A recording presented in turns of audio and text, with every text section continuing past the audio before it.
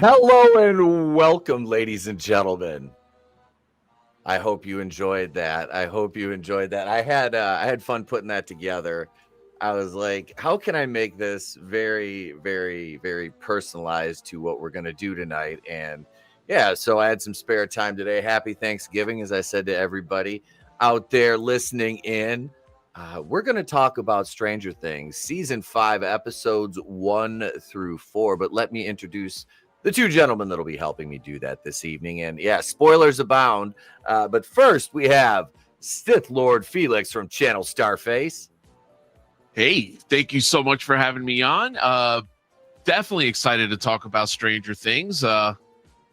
This was quite an experience. Definitely looking to, I don't know. I definitely want to hear Draven's take on this. That should be the most cringe, but we'll see. Goddamn. You didn't even wait. Hey, and also joining us is the fan of Vampire that don't sparkle, but he sure do shine. Twinkle, twinkle, baby. It's AngelousDraven. Yeah, it's good to be here. Looking forward to talking about the first 4 episodes. Sucks that we gotta wait till like Christmas for the next ones, but Yeah, I got a month to wait, but yeah, that's all right. That's all right because I've rewatched these. I got to watch I watched them last night. I started about midnight. I finished up around 4:30 in the morning, watching them all. Got to bed about 5, got up around 9, that kind of thing. And I would just watched episode 4 again. Just as a brief overview, I thought they dealt with the aging up of the cast because we're talking 9 years since the debut of the first season of this, which means that they probably filmed it, a year in advance. So you're talking basically a 10-year swing. I mean, that is a lot to put on a young cast with such big gaps in between the release of the seasons. So, I really thought they dealt with it well. I really enjoyed the 4 episodes that we got. And we can dive into episode 1, which was the crawl, if I'm not mistaken, right? It was the crawl. Yes. Yeah. Which it was really it was a cool episode. It was a nice way to bring us back. And they had previously released the first 5 minutes on YouTube a while ago.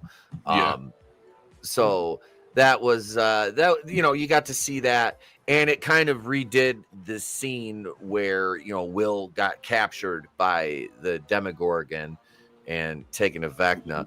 It showed it, it expanded on that, they didn't fall him down the tree and stuff, which was cool because it just gives you that much more, when you're watching this, because there's obviously blank spots that we don't see because they can't show you everything. And you learn why he did that later in the season or later in the episodes. Yeah. Okay. What were you guys' thoughts of how this one opened and the reintroduction to the characters? I thought 1 was good. I personally, and I think out of the 4, it was the slowest one. It definitely took a while to build. The last 20-30 minutes though were really, really intense. And here's the other thing too, just as an aside, almost all of them between an hour and a half, right? They were really long episodes. Yeah. But yeah, no, I thought it was good. Seeing 11 train was interesting. Doing the course and get to see her expanding her powers. What were the other big takeaways? We didn't get a lot of I guess overall, and again, the spoilers for everyone, we didn't get a lot of the sad mopey Will, which I thought was great. Yeah. Somebody took the reins on his character. We did get some gay shit though, and talking about our gay shit again. But yeah, I have thoughts on that, and they're not as bad as you might think, but we didn't get too much of that. It's that whole plot, that whole subplot is just pointless. Yeah. Yeah. It was pretty pointless. But well, we didn't really get any of that in episode 1. So that is one big plus for that. It was good to see our characters back. I don't know what else. I thought it was a pretty decent intro. I said a little slow, but again, that wasn't a bad thing. But we get like the time jump didn't like normally when they do time jumps, it like takes me out of it like usually. But this time jump I feel was dealt pretty well because basically the military has quarantined all of Hawkins, so and then they stitched up the cracks, so they have these big giant freaking plates on the cracks. Plates. That's right. Our kids are sledding down them and shit. Yeah, and kids are sledding down them and stuff, and the military guys are like, because it's shaking their fists at them. Yeah, they're like ah. But and then you have the fat guy with the glasses who looks like a pedo delivering them contraband and stuff like and they from they outside from outside. You're talking Hawkins. about Murray, yeah. Wait, hang on a second. Wait. They gave him like the most pedo lines in this whole show. Yes, on purpose. Murray. Yeah, I'm a Murray stan though. I like his character. Yeah, I like him too. The actor, I can't think of the actor's name that plays Murray, but he's so damn funny, dude. Mm-hmm. Like, he rocks. In fact, they have him bringing in supplies and shit because Robin is Robin is that Robin's the DJ on the walk. She's doing the DJ and she's like you know kind of giving like code or whatever to the rest of the crew on when they plan on doing their operations, but also going along with the propaganda to try to stay on the air. So that's very World War II like subterfuge shit. Mm-hmm. No, she's encouraging compliance. Yes, that's what it is. She's encouraging compliance. Yes. Mm-hmm. Yeah, how interesting was that? And again, and I'll tell you this too, like, yeah, we did get a little bit of that plot with her and her girlfriend, and I guess it's already established that she's a lesbian, though. Yeah, so, I don't have a problem with how they deal with her. With either. My issue is how they deal with Will and that whole situation. And it's just like the whole Will plot is just pointless. We already have one gay character. We don't need another.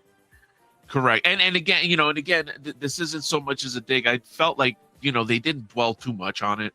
Mm-hmm. But one thing that kind of bugged me, I don't know. You guys grew up in the 80s with me. I don't think people were that comfortable yet where if they were gay, you're just going to take those types of chances. I think Draven, you were still in stalls in the 80s, right? You didn't move on to like public display to PDA yet, right? No. God damn. Jesus. But other than that, I thought it was a vampire doesn't make me gay. I don't want to gloss over the beginning of the episode either, where we start out at what's Mike's last name? Mike and Nancy. What is their last name? I can't think of it. Wheeler. So we start out at their house, and you got the whole Byers families living there. Oh yeah. Just eating my man's breakfast. Yep. Mm-hmm. Right in front of him. Poor guy. He's like, "Can I have some bacon?" He has like crumbs of bacon. He just has the crumbs. Poor bastard, man. But that's the funny thing is Ted is such an ineffectual character. Mm-hmm. Like he's the fucking absolute worst as a dad. Like in terms of the universe of the show. Like he's like the dad that's like working, making sure shit's put on that. I wouldn't. Mom and like, so when he has his time at home by himself, he wants it quiet. But yeah. But the way they paint the character, I mean, we all know, like in terms of like what he does and what he actually does. Like, he's a solid fucking, provider, father, husband, whatever. Plus the mom. God damn. Hey. Mrs. Wheeler. Yeah, especially in the episode with her and Billy at the pool. Yep. Oh yeah, that's right. That was definitely interesting. But she I thought the dad was cool. What else happened in the beginning? Again, I kind of But ran no, through these. they all leave to go to school, and we get to see Holly is now with Mike and Will because they've aged her up obviously, and they're establishing her as one of the main characters with the young cast. And then we have the group. We have Nancy and Jonathan going to the radio station to meet Steve and Robin because they all work at the radio station, which I thought was a cool thing. I worked in radio. I was like, this is fun. And especially seeing the old where he's doing the sound effects and he's switching 8 tracks. I'm like, we're so spoiled. Oh my God. Yeah. Wait, what sound clip do I need? Yeah, right. Yeah. But yeah, so that was cool. And I like Robin's whole, like we talked about on the air. She's kind of doing the propaganda thing, towing the line, but still dropping the code to the people that need to know. In a pretty solid way too. Like it was done this was very well written. Yeah, like really, I've seen and I haven't seen much criticism yet of this. I'm waiting for that because a lot of other things have done it and they like get caught when they're doing it, like because of how like blatantly obvious what they're doing is, so like the fact that they do it and like if you aren't in the know of what they're talking about, you're not even gonna get like what the clues and stuff were. And I hope we get to compare this a lot to Derry, during our talk today, because there's definitely comparisons. You were going to say something though, Pete. Yeah, I'm going to actually screen share this because we have the military base, which is set up like in the center of town, and it's all walled off. We have checkpoints. And I'm going to show this because there's a opening here to the Upside Down. Which, here, let me go over here. And did it share? Ooh. Whoa, we're watching ourselves. Watch ourselves. Oh, shit. We almost went into infinity. I hit the wrong tab. Gotcha. Hang on a second. So meta. We're fourth wall. But yeah, we right there. Exist? That's just I love this. It's a big gash. Did somebody say gash? A big gooey gash, or what was the? Yep. It's a bopper. What did you call it? A bopper. Peanut butter bopper. A peanut butter bopper. Which I was like, man, I would fucking kill for one of those right now. That sounds bomb. Those things were awesome. Right. But no. So this is, it's all built around this, the opening to the Upside Down, which like I said, I like how they show the military. The military in this show are such fucking idiots. Yeah, they are. They're just a little bit. They're searching for Elle. Yep. Too. So yeah, they show like a wanted poster of her, and she's a fugitive. Yeah. You can't miss a scene where what's her name? Robin plays the song over the radio for her girl too. I think it was the Michael Jackson song. Or Diana Ross. Diana Ross. Well, Diana Ross. Yes, Diana Ross. She gave an endorsement of The Wiz, which, by the way, don't listen to her. The Wiz is actually pretty good. Shut up, Draven. No. Don't shut up. That movie sucks. Let's just be real.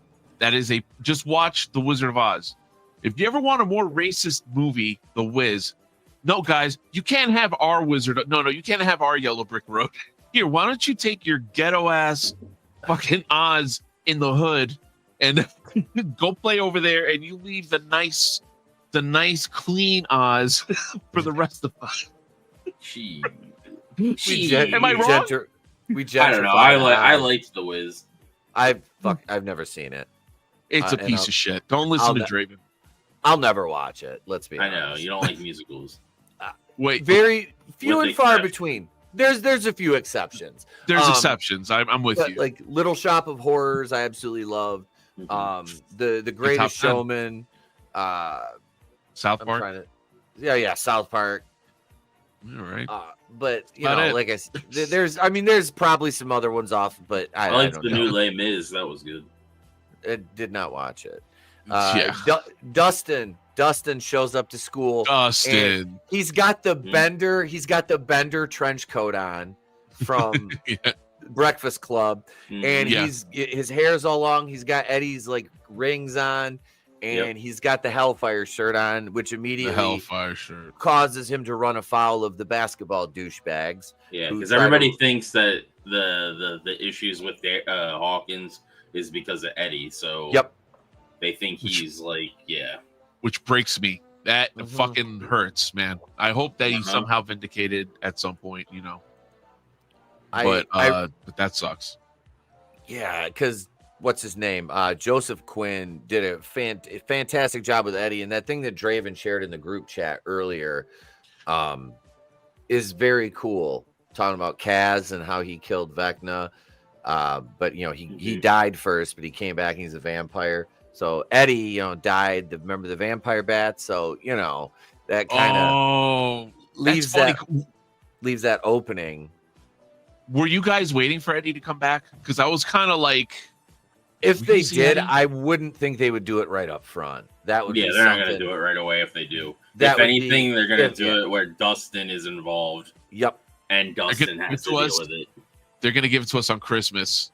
If we're lucky, we get Eddie back for Christmas. I think that would be a wonderful. And then don't forget, we still have Eddie's girlfriend, too, or not Eddie, Dustin's girlfriend too. That like Susie. haven't seen her at all. we haven't seen her yet. Nope. or the stoner dude. I don't think he's. I'm all right with that. Argyle's I like not him. in this season at all. I didn't mind Argyle. I thought he was Fuck a good Argyle. comic relief. I like I how think- Lucas and Mike automatically step up Mhm. and help Dustin, and the other guys back down. It's like they've been through enough shit to where they're like, we're not afraid of some fucking asshole anymore. Yeah. Yeah. It is good that you definitely do see growth from even from just the last season. There's like a resolve in the characters, that they're just ready to bring the fight. They're not. None of them are like. I don't want to say none of them are scared, but none of them are scared to fight. I should say. You know what I'm saying? Mhm. Like they're ready to rock. They're no So longer I the like that. nerds per Mm-mm. se. No, That's right. That's a they've good call. been fighting for so long. Already. And even with Dustin later with the altercation, His fight. even he like, he might be fighting back, but he's like outnumbered. So yeah, He's outnumbered, but he did some damage. Whatever, first off, Yeah. I got to say that fight seemed kind of real, like the way it was choreographed. Like, obviously there was a little bit of embellishment for it, but I felt realistic, but it showed that this dude, that Dustin's not a punk bitch. You know what I mean? He definitely, screwed, what is he threw the lacquer into their eyes and shit, and then he kicked my man in the stomach, and then he threw some fucking hands too. Mhm. Yeah, it's just that one day. It just takes one hit, Yeah, one and, bad hit to the face where it just you have the wobbled numbers him. game. That's it. You have the Yep. numbers game. So But then we had the military tracking down somebody that looked like Elle, but it was like a body double, and they tranked her and realized it wasn't her. And then we go into the training montage, which I was like, did we really need this? But I understand. I understand why, because they're showing her trying to like increase her power, stamina, basically. well, the that power and up. then with like Because I was like seeing the trailer or whatever and seeing that, I'm like, do we really need this? But given the context, yeah, them doing the crawl is basically It's time why sensitive. it's time sensitive, and that's why she needs to do the training, because she's trying to make sure she gets the best time possible within the course. yeah, I because kind of she's- find her a little. I kind of find her a little unlikable, if I'm being honest. Yeah, they made her character, and it's funny too because she's dressed. If you guys notice, she's dressed like Bran from the Goonies. Oh yeah, I guess she is. The exact fucking outfit that Josh Brolin was wearing in the Goonies. That's hilarious. Yeah. So that was her. That was the fucking homage to that. But yeah, the training montage. Yeah, if you just saw it in the trailer, like, really, do we need this? But contextually, it does make sense in terms of the story, like you pointed out, Draven. Yep. And then we get Murray. The truck. They show the truck coming, and you're thinking, how's this delivery truck going to get in to Hawkins? And then we see Murray's driving it, and you hear him giving his spiel to the guards at the checkpoint. It's like, oh my god, it's. I was waiting for his debut. Yeah. I liked him and Alexei together in season 3. The Russian guy, until he died. But yeah, we went back to the radio station. They're having they had some issues with broadcast, got fucked up. And remember, Steve and Jonathan had to climb the tower. Yeah, because they were racing. They're vying for Nancy's affection. Yep. Yeah. Get a grip, guys. I know, right? Especially Steve. Like, Steve, the minute you start chasing, you lose your power. But actually, what I guess we find out that it's really not Steve. It's really not Steve doing the chasing. It's definitely what's his face? Jonathan. Jonathan's got the inferiority complex. Yeah. Yep. Yes. If I was Steve, I would, or not. Yeah. If I was Steve, I'd just sit back and let him fumble himself and then swoop in at the last minute. Wow, so vampire, bro. So fucking vampire from the shadows. Let him. Sorry, you use your opponent's inadequacies. This is like Guy 101 for the most part. Oh, okay. The Art of War by AngelousDraven. Okay, you heard it here, folks. If you play the long game, and let your opponent, fumble. Yeah. No, for sure. Oh shit! Hey, Parrothead. Happy Thanksgiving, Parrothead. Dustin puts the fucking snake in the asshole's locker. Mm-hmm. Yeah, makes him look like a bitch in front of basically the whole school. Yep. Yeah. Yep. He fucking. But that bites Dustin in the ass too. Yeah. Elle gets mad. Elle gets mad because Hopper doesn't want her to go on the crawl with him. Mm-hmm. He tells Joyce that her time was in fact satisfactory, and then we see underneath the radio station, Nancy and the gang have a bunker which they broadcast from during the crawls, and the guys have got their maps, and they really emphasize the D&D pieces in this when they're planning the crawls. I think that's kind of a little neat. Just call back to how their party started. Mm-hmm. Because they have tunnels under the entire town or whatever that to help them move Elle from place to place so she doesn't get spotted. Yep. And they're doing quadrant sweeps of the upside down during these crawls. Yep. And the one that they were going on, their first one that we see is supposed to be like a pretty easy one from what they were saying. And an in and out job, basically. Yep, because they were like, really? And Dustin being missing threw the whole thing off because when they leave, they have a way of tracking the group through sonar, basically. And radio waves through the upside down. And Dustin is the one who handles that machinery while Steve is driving, looking for the signal. And Will has his first vision here with the it's basically he sees the skies kind of spinning, and you hear some children in the background, which comes into play later on. But then the guys notice that he tells them what's up. And when they splinter off, we see Holly on the merry-go-round, and this is now we start her story. And the Derek kid. We see dipshit Derek, as Erica calls him. Dipshit Derek. That shit was funny. Ah, man, I like dipshit Derek. And then she says later, what was it? Something Derek. It wasn't dipshit Derek anymore. It was something. Oh, he calls himself Delightful Derek. Delightful Derek. That's Delightful Derek. I'm like, yes.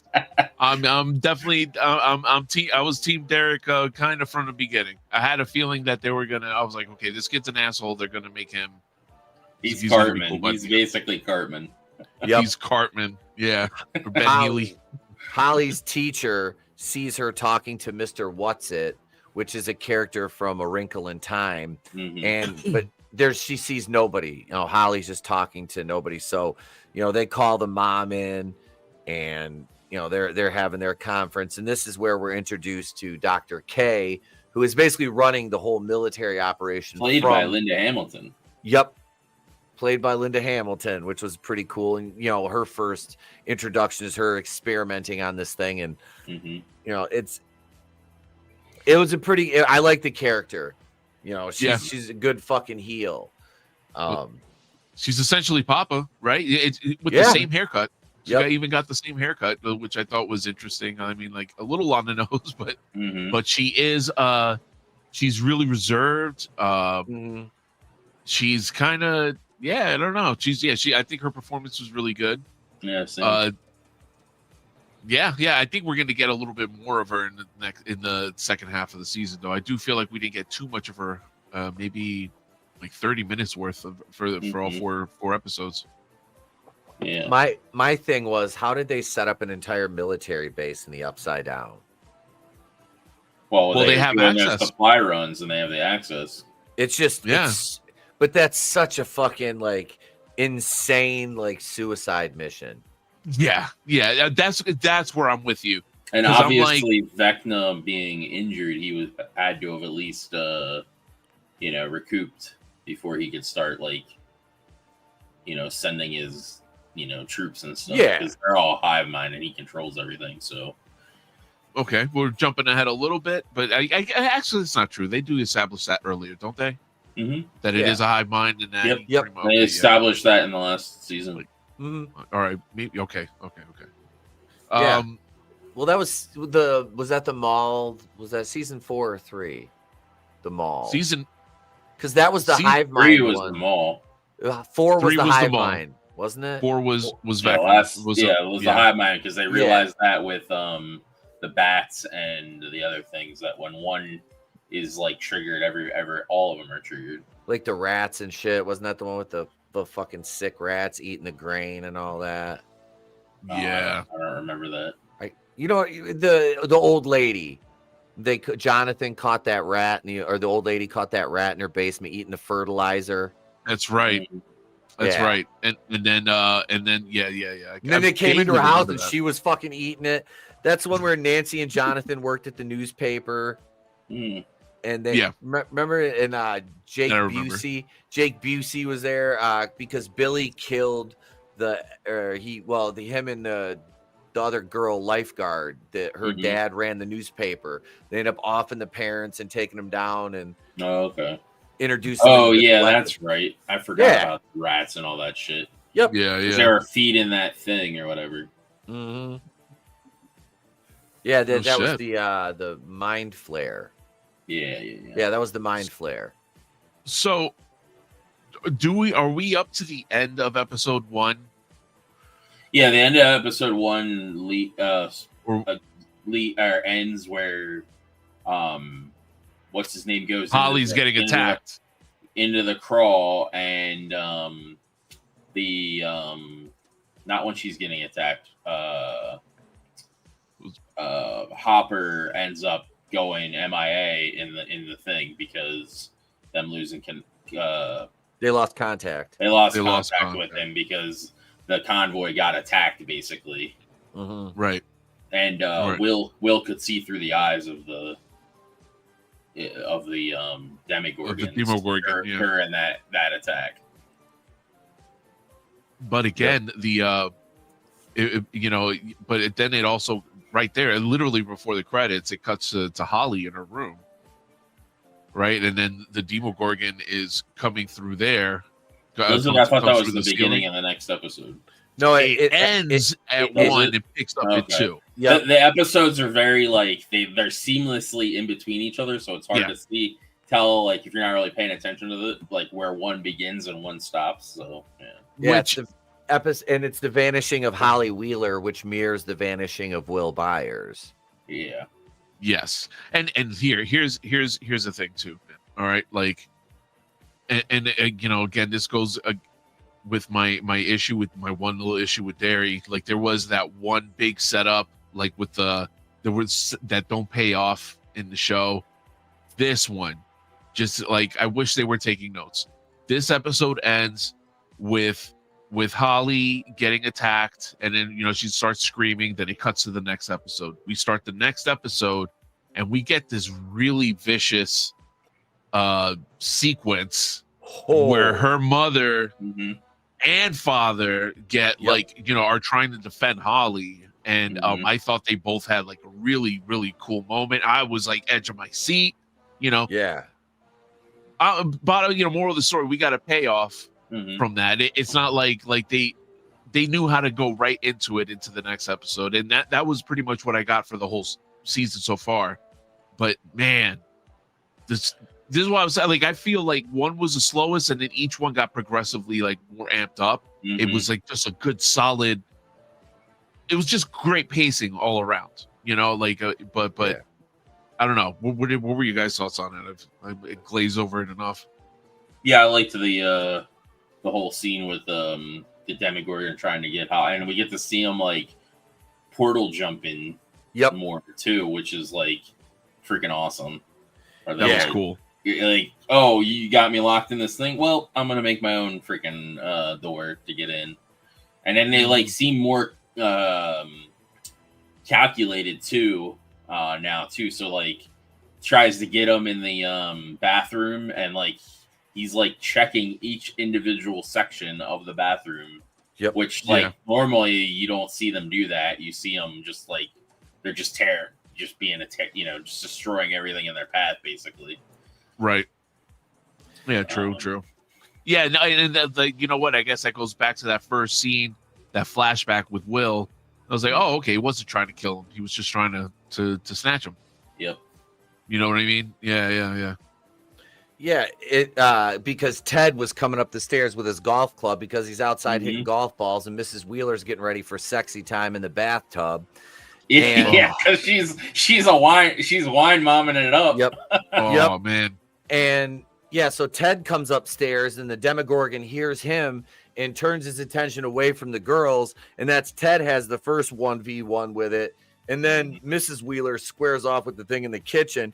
Well, even before like that even happens, Holly goes in and is trying to warn her mom, and her mom is just like she's all drunk. She's all drunk and she's just oblivious. And then shut up, you little bitch! And slaps her. Yeah, she doesn't slap her in, but she's just like, yeah, okay, because she knows about Mr. What's it? So she thinks it's just something she's imagining. I wish I had brush and get out of my bathroom.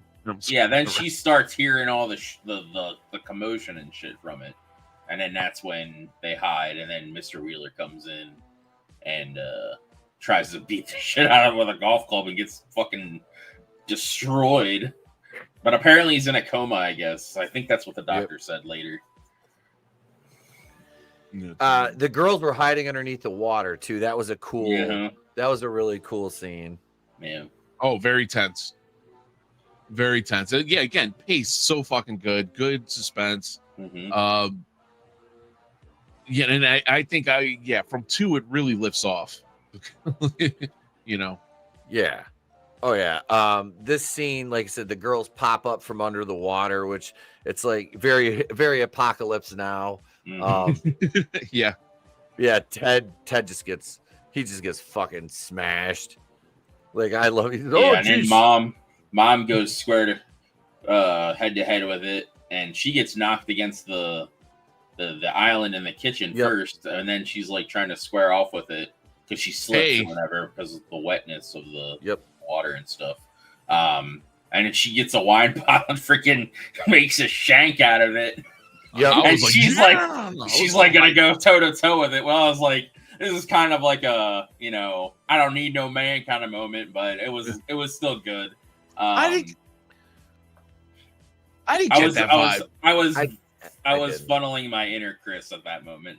Plot armor. Because I was like, the dad just comes in and he acts like a doofus with the golf club. But somehow she's able to stab this thing with the fucking shank thing. Damn, I didn't even look at it like that. Yeah. And honestly, I root for it. But it didn't bother me just because he had she ends up getting fucked up anyway. So yep. When I was watching this last night, every time one of the girls like took charge in a situation, I automatically was like, I wonder what Chris thinks of this. I was thinking that too. I was like, I wonder what Fisky thinks of this. Especially with Nancy, where she's like got the thing, and they're like, Steven and John are like arguing behind her, and that was Stephen Murray. Jonathan and Murray. Jonathan Murray were like arguing behind her, and then she's like there. She's like, "Can we please?" And then she's like walking. She's like leading everybody, and they're acting like fucking idiots. Yep. Yeah. I'm like, I'm the best shot here. Yeah. I'll shoot your potatoes. Some shit like that. Mm-hmm. I was like, is she going full Ray Skywalker here? It's like we get it, Nancy. You're a girl boss. Yeah, right. As is. Yeah. You know what? Yeah. I'll tell you what, though. Again, the writing for some reason, like I kind of allowed it. Mm-hmm. I was okay. I wasn't, raging. Yeah, Like, it didn't make none of them made me rage, but they just kind of made me little like eye roll a little bit. You do roll your eye a little bit. Yeah. No, I could take it. But I was gonna say, Elle went into the upside down in this episode. This is where she goes because her and Nancy get to the Wheeler house, and she's not supposed to be driving anywhere. If Elle goes anywhere, she's supposed to use the tunnel system because she's wanted, and they have surveillance cameras all over Hawkins now. So this is a big problem in the episode as well, because it comes back to alert the military of her presence, because they have like a traffic cam photo of her. They have the whole town basically surveillanced. Yep. So. She looked like some shady in the hood. Yeah. It's. I was just gonna say that to Hillam. Honestly, it was very 1984 when they showed the cameras. Two things remind me of 1984 and Halloween 3, the Santa Mira, how they, Silver Shamrock had all the surveillance cameras all over town. But so yeah, the kids go to the hospital. We see, Mrs. Wheeler's in the hospital, and so that's a big plot point here. Nancy has her freak out in the bathroom. She's trying to scrub the blood off her hands. Yep. Which it's a very intense scene. Lucas, it's so funny. Lucas is rocking that Kid and Play flat top in this. I love that he stayed with that. Little side note, because this sort of comes into play later. Before Holly gets taken, Mike gives her a figure. Yes. Of her basically avatar he's like gonna wait till she got a little older, but decided since she's been kind of dealing with some stuff to give it to her sooner than later, because she's seen talking to somebody that doesn't exist, which comes into play later. But it's Mighty was it Mighty Holly, or I can't remember her name. She was a cleric. Yeah, cleric. It was Mighty Holly, or I'm thinking of wrestling as what I'm. No, her character had a different name. Yeah. Right. I can't think of her character's name offhand though. Holly wakes up in the in this new place in this episode, right? Mm-hmm. Yes. Okay. All right, and then we're of course going like very obvious Alice in Wonderland, Wizard of Oz imagery. The dress was like very straight up Alice in Wonderland, but then she puts on the cloak and kind of looks it's almost like a Snow White thing. Snow White, Red Riding Hood. I got that vibe. Red Riding Hood, yep. It wasn't a red thing, and yeah, also Wizard of Oz. All these Project Monarch conspiracy rabbit holes that you could just really lose yourself in. All of those like references are in here. so go nuts.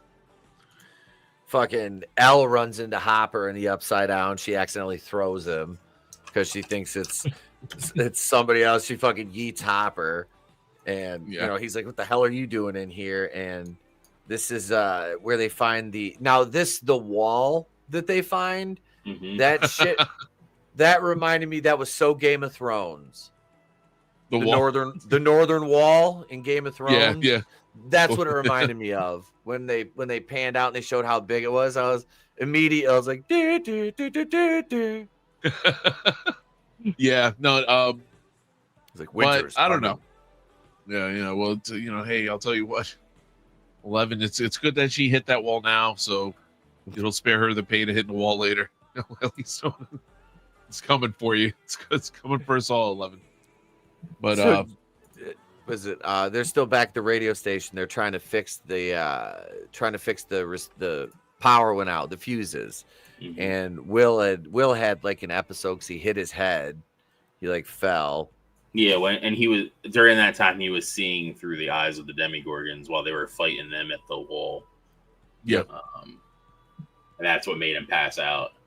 And because of that, it made like basically it messes with the lights, like with the light bulbs in the season 1 or whatever, and it basically blows all the fuses and stuff. Yeah, which I guess we got to get to that one part. But anyway, no, go on, because I think this is the next episode.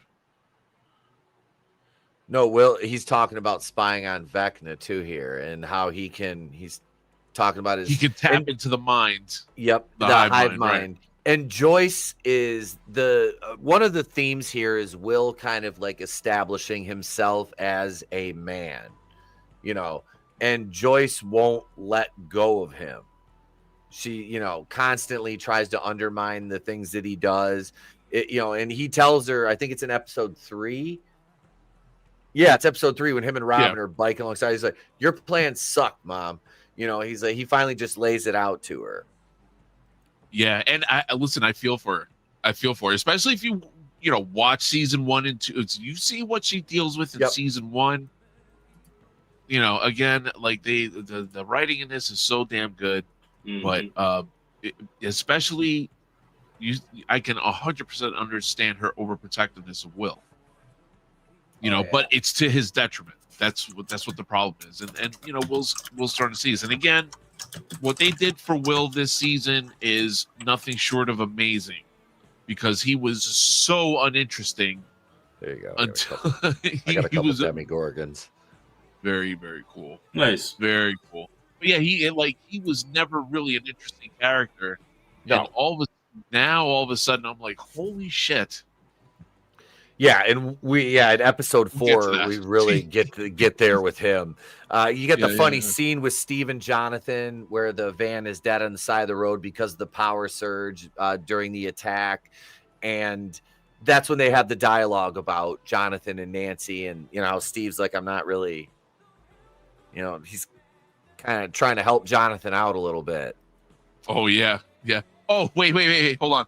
And we also get the flux capacitor moment. Yes. Which I thought was fucking hilarious. I thought that was well done. Even though, all of us nerds were like, duh.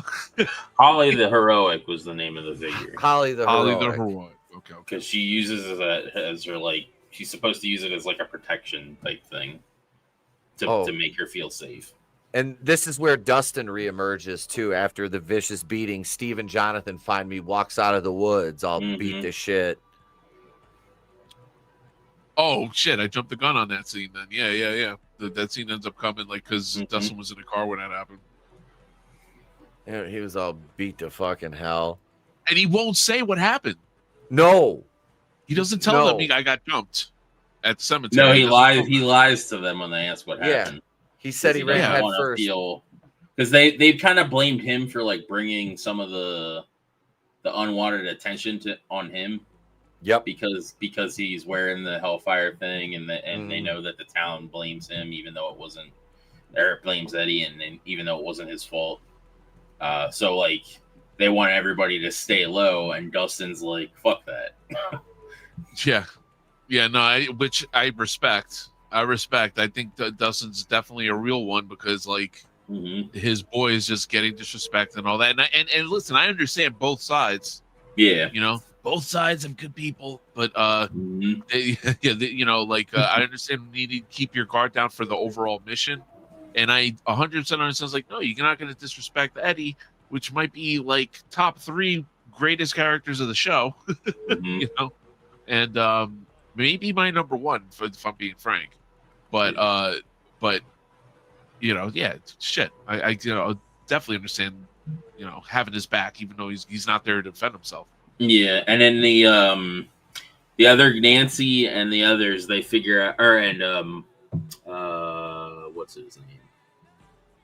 Will. They kind of like do some super sleuthing with his visions, and then they kind of have their mom kind of like, they tell them about the flux capacitor to try to get the power on. Yep. And so they go and they're basically retracing where he had those like episodes, and then they lead it to the school, and then they realize that it was Holly or whatever, and you know, that's how she ended up going missing. But then they kind of pinpointed on the next kid, which is Derek, that's his name. Yep. Dipshit Derek. Derek. And you had the scene with Lucas and Max in the hospital room, and he's holding her hand. He's playing the "Running Up That Hill" song for her, which is her anchor, as we've established. And Mike sees that copy of A Wrinkle in Time in like the little playroom in the hospital through the window, you know, and he sits back down with a coffee. He's talking to Nancy, whatever. And they're figuring, they're trying to get in to see the mom, and you know, and he has that epiphany moment. Trying to think where else we had here. That the mom the mom is the only one that knew about Mr. What's-It. Yes.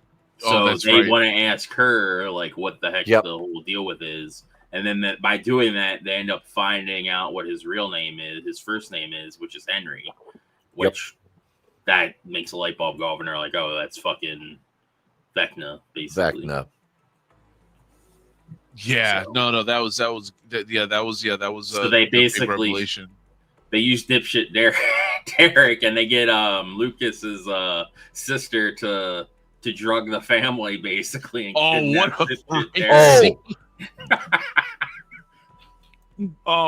with the Lucas' sister, I forget her name. Yeah, Erica. To get them out of there, so they can set up a trap for the Demogorgon. And so they can use the tracking device that what's his name brought for them. Erica. And they were like, if you do this, Nancy will never talk to you ever again. Probably. She's like, oh, why don't you just start with that? But you know what? Just as an aside, how many fucking times is Max gonna listen to that song and still like can we move on from that song? Like, shit, it's like the one song on repeat. Like, it's like, holy shit. Yeah, but later it comes into play. Yeah. Later. Yeah. Yeah, no, I get it. And that's going to be how she brings her, I guess, spirit form to her back to her body. Back to her body. Yeah. Okay. All right. Cool, man. What's your favorite song, Draven? If you had to pinpoint it, what would it be? Of all time? I don't know. Just pick I have one. A lot of favorite songs. One of your top 5 Jesus. Or top 10. You know, don't think too hard. Let me look at my Poker Face. I think we're alone now. Hanging tough. We're alone now. No, the beating of our hearts is the only sound. Let's see. Hang on. Damn. All right. Let's see. So I've got here's the top 5 on my speed dial on YouTube Music. All right. I've got I Was Made for Loving You by Kiss. Last Friday Night by Katy Perry. Nice. Okay. Fire It Up by Black Label Society, which is my entrance music. Midnight Rider by the Allman Brothers. And Can't Tell Me Nothing by Kanye West. And just for honorable mention, number 6 is Sone by Rammstein. Oh, okay. Cool. And I think so. Well, what about you? I have Havana, which is the song Prayer. It's just because I recently listened to that. And then Buried Sky by Poppy, which I recently listened to. And then Flesh to Flesh from Return to the Living Dead. Okay. And then I have the Rip Charlie Kirk tribute song. Also have Running Up the Hill. I have the Darkest Side of the what is Darkest Side of the Night. Yeah, Darkest Side of the Night. I have He's Back, the man Behind the Mask. I have Bad Man by Disturbed. Okay. Yeah, Okay. that's like my top 6. Oh, that's the top. All right. Cool. Let's. I've been listening to. So imagine, you're in a coma, you're in a hospital bed, and then you got your boy. He comes in, and then he goes, "All right, man," and he plays the Disturbed song, right? Mm-hmm. Trying to get you going. Boom. Song ends. Fucking puts the song right back on. And then actually holds your hand, puts the song right back on, stays there for fucking 8 hours playing the same fucking song over and over again because he can't comprehend that you might like other music. Like, yeah, that's your fucking song, but or like at one point I would want my song to be Faster by Dax featuring Tech 9 because it's gotta move faster, let's go faster, Yeah. And I'm like, I'm in the upside down, and I'm running fast. I give you 5 listens, and then you're done. After that, and honestly, Matt should come out of her dream state and then just break the boombox. Don't ever play this fucking song for me ever again. You took something that I love and you ran it through the blender. But no, all right. What are yours, Felix? Fuck, man. All right. I figured you'd ask me that. Yeah.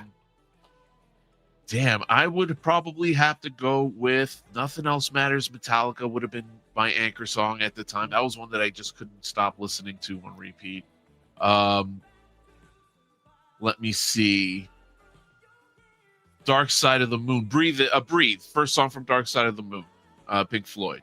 Then there was Into the Void by Black Sabbath. Are you going with the time period? Is that what you're doing? I'm not going with I'm going with the time period. Just favorite songs. I guess if I went with newer stuff, like Tool, fucking Stinkfist from Tool or Anima, one of those songs. Time period, I'd probably go I Ran So Far Away from Flock of Seagulls. That's a great good one. Or Reflex. Take on Me. Yeah, Take on Me. I'm a sucker for that fucking song. Oh yeah, that is a good one too. Return of the Mac. Oh, dude, I used to have that CD. That's a fucking bad. Yeah. Oh, man. Mark Morrison. Yeah. Fuck yeah. Fuck, man. Yeah, that song is outstanding. And let me see. There could also do Bobby Brown from the Ghostbusters. Yep. That one. Bobby Brown. Take Control. Oh, yeah. Yep. Too hot to handle, too cold to hold. Oh, on our own. Control, yeah. Right?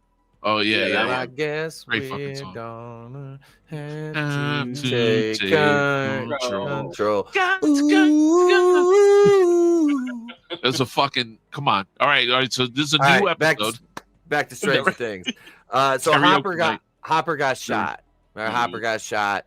It was just in and out, so she's treating it, and that's when he flashes back to his daughter. That he lost. Which those scenes, oh my god, they killed me. I forgot all about that. Yeah, he's crying on the stairs, and I'm like, give me a hand, man. Yeah, it's not even funny.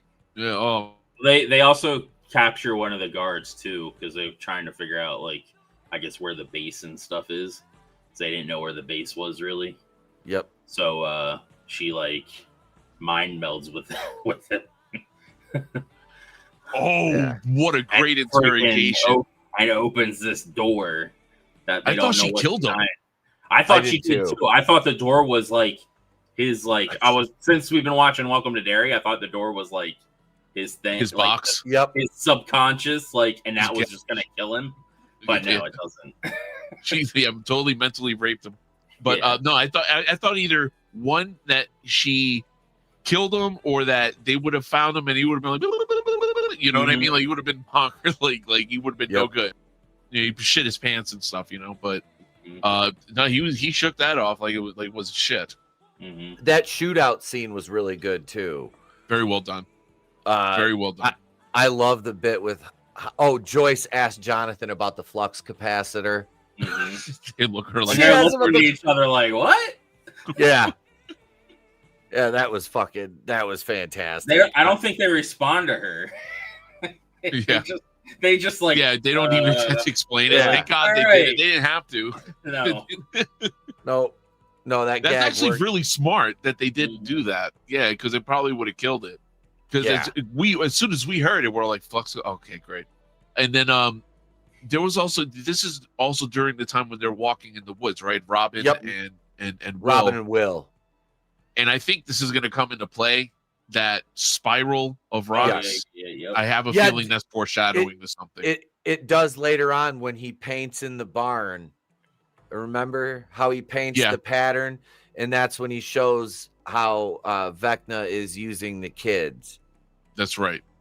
He's like basically he could see the space where he's going to keep the children, right? And to which is him building out the hive mind. That's right. Oh, what else we got? Are we still on 3 or no? This is 2. We're on 2. Okay. Yeah, this is episode 2. Man. Where this is where Hopper and Elle first find the wall. So we haven't had the shootout yet because remember he's stabbing at it. He tries to rip a hole in it, and he's stabbing at it to try to like get it to like weaken up so he can rip a hole in it. It's that one herpes sore. That's what it's like. Yeah, as she's doing that, they find Holly's boot.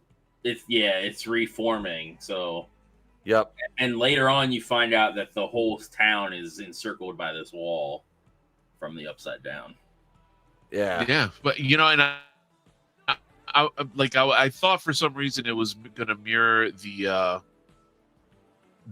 border that the military set. I thought it was, you know what I mean? I guess because it's supposed to be a parallel, Mm-hmm. Oh, we had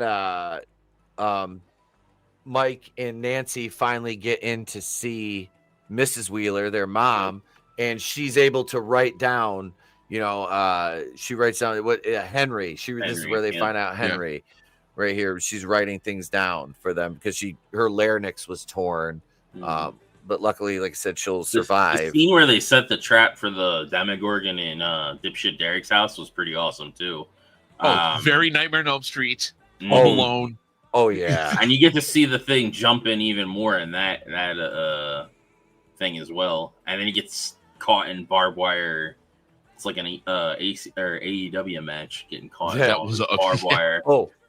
That was so badass, man. Will is recounting with Robin here how he saw the merry-go-round. He's explaining that about Holly, right, and how Vecna controls the hive mind. Yep. But Will can see, he's seeing like basically the perspective of it. So they have that moment, and we like I said, we see Holly with Henry. Yeah. Again, this is they go on a chase after the thing at dipshit Derek's house too, trying to trace down the Demogorgon to the point where they're driving through people's yards and shit. Oh my god. And then it diverts and tries to go back, but then they realize that it's because they took dipshit Derek and the family to the barn or whatever. They take him to this. They take him to this farm. But that's where they end up having to go to stop the thing. The end of episode 2, though, when we get the reveal of Henry taking Holly into his house, and it's the Creel house reconstructed because we saw it in the end of season 4 in the big battle with Vecna, and it's all dilapidated and. The playground equipment, they really did a nice job of recreating the aesthetic as you're looking out, because the playground was there where Erica got in the fight with the guy who beat the shit out of Dustin, because that's the one she kicked in the nuts. But yeah, so Henry Vecna is appearing to her, is taking her to the house, which is in reality, we know, all in her head because she's hooked on to the hive mind and they're pumping the goo into her and all the other kids. That they have. I know it sounds so bad, but yeah. And then we see here. I'm gonna pull this up here. I'll share this because it's just a still. But here's the exterior of the house. Like I said, it looks It looks fucking great. And you can see Henry silhouetted in the Yeah, door because there. before this, Dustin and them, they run after the Gorgon, slam into this silo where the gate is open, and they end up ending the upside down as well at the end of this episode. No, that's episode 3. Is it? Yeah. Oh, okay. Yep. Yeah, because episode 3, which is the turnbow trap, that starts out Hopper's stabbing away at the fucking gimmick in the wall. Oh, so I'm jumping ahead then. Yeah, and Elle's trying to do the whole. Yeah, and it doesn't work. It doesn't work, and it's just reforming, and she's ripping it apart. Yeah. I gotta say this too. Yeah, I guess this is one thing that bugs me, right? Like, I think the movie Carrie got it perfect. Like, I'm so sick of the fucking hand movements. You watch Carrie, right? The pig's blood dumps on her. She is a fucking statue. And her eyes get fucking wide open, and she just looks, and chaos starts happening, right? And even Dr. Sleep does a good job at depicting that as well. They're like, they got to keep doing this shit, and then they like they're fucking X-Men, and I don't know, something about it just doesn't sit right with me. Yeah, you're using your mind. Why the fuck do you need to you gotta do all this hand movements and shit? Yeah, I can see if you're like trying to pull, like, I don't know, seeing to try to pull stuff, but I guess, yeah. With the visualization, but I don't know. It's just weird, and then like I almost feel like Millie Bobby Brown is taking herself too serious. She's doing the role. But I mean, it fails if she doesn't, though. I don't know. So it's a catch-22. Maybe I'm just being a fucking jerk off about it. Who knows? Wouldn't be the first time. But I mean, do you feel me on this at all, Peter? Or am I crazy? Like every time she does that, it's like, do it. It's a bit much, but I mean, it is. It's like it's more for the audience, though. That's why they do that. It's more for the audience, because if not, they're just going to be standing there, and you're just going to be like, "What?" No, but what we figure it out again. Yeah, like Carrie did it perfect. Carrie did it perfect. You know, and like unless it's X-Men and you're shooting fucking energy waves out of your hands or some shit, or you know, there's like a meaning for it. Like, I wish first off, it'd look way fucking cooler. And again, you know, we will fast forward, but there's like a moment in the end of this of the, you know, half of the episode 4 where I thought was more effective the way those powers were displayed. Oh, even though yeah. So we finally made it to the portion where the military catches up with Hopper and Elle in the upside down, and they're hitting her with they call the hedgehog, which is the sonic cannon. Sonic the Hedgehog.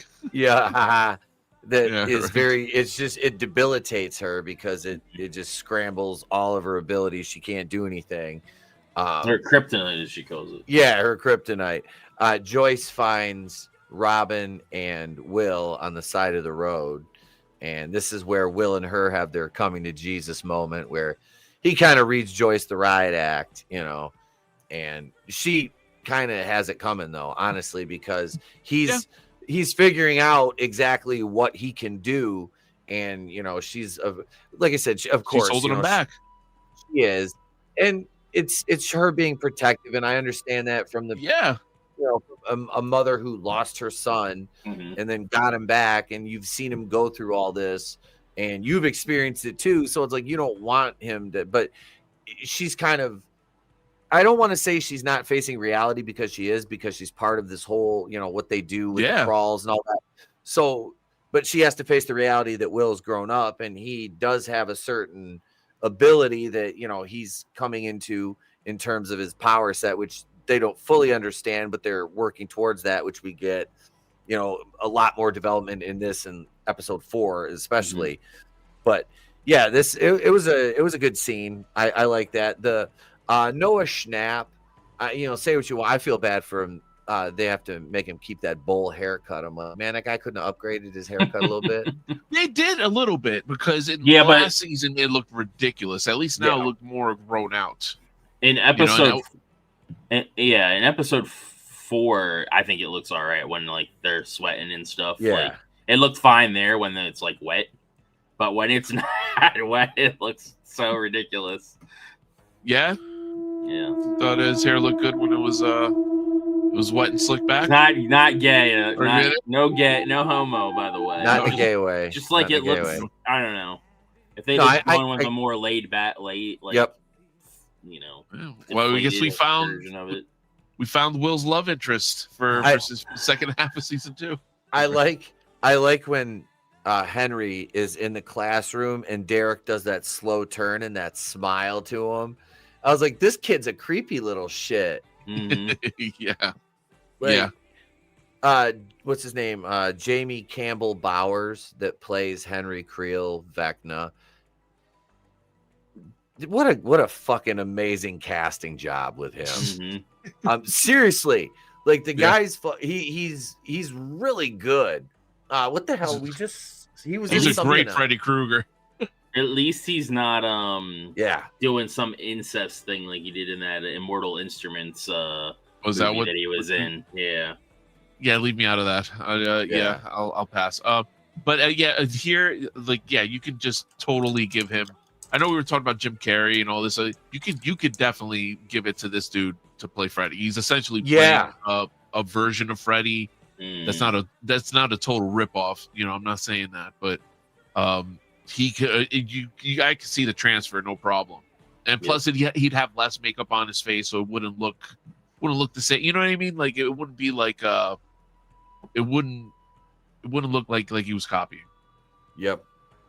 Yeah, that, and he's got Holly. We start out, he's feeding her breakfast here, which we know is just tube stuff. Because this is all like she's living in his memory at this point, and she doesn't know she's hooked onto the gimmick, the hive mind. So yeah, he's being all nice to her and everything. It's just so like I like the development. And it's like they introduce the Holly character, and then she kind of gets, it's not really a bottle episode, but we get, just the character, because we get more of her. Yeah. Yeah. You can't introduce a new main character. Like this is basically like another Erica character. Lucas's sister, and it's like they gave her a good proper introduction. We get our new Stranger Things soundtrack builder starter kit with the Tiffany song. Yeah, that was incoming. I was surprised we didn't get that earlier. Yep. And he tells her not to go in the woods because she's like, that's where the monsters are. And we see somebody watching her from the woods as she's getting the mail, which is her Tiffany cassette and the radio that he got her. And yeah, then we go back to the Upside Down and Ellen Hopper and the whole assault in front of the wall, which, like I said, this scene was so I like the shootout scenes. It was good. Yeah. And David Arbor is it Arbor or Harbor? I think it's Arbor. Harbor. Harbor. It's an H. Harbor. Yeah, Harbor. David Harbor. Yeah, he was good in a shitty Black Widow movie. I haven't seen Thunderbolts yet. He was good in Thunderbolts. I haven't. I've owned it for so long, and I'm not a fan of his politics, but no. I'm just checking out I'm trying my best to check out of other celebrities. Fucking political views, so I can enjoy my pop culture.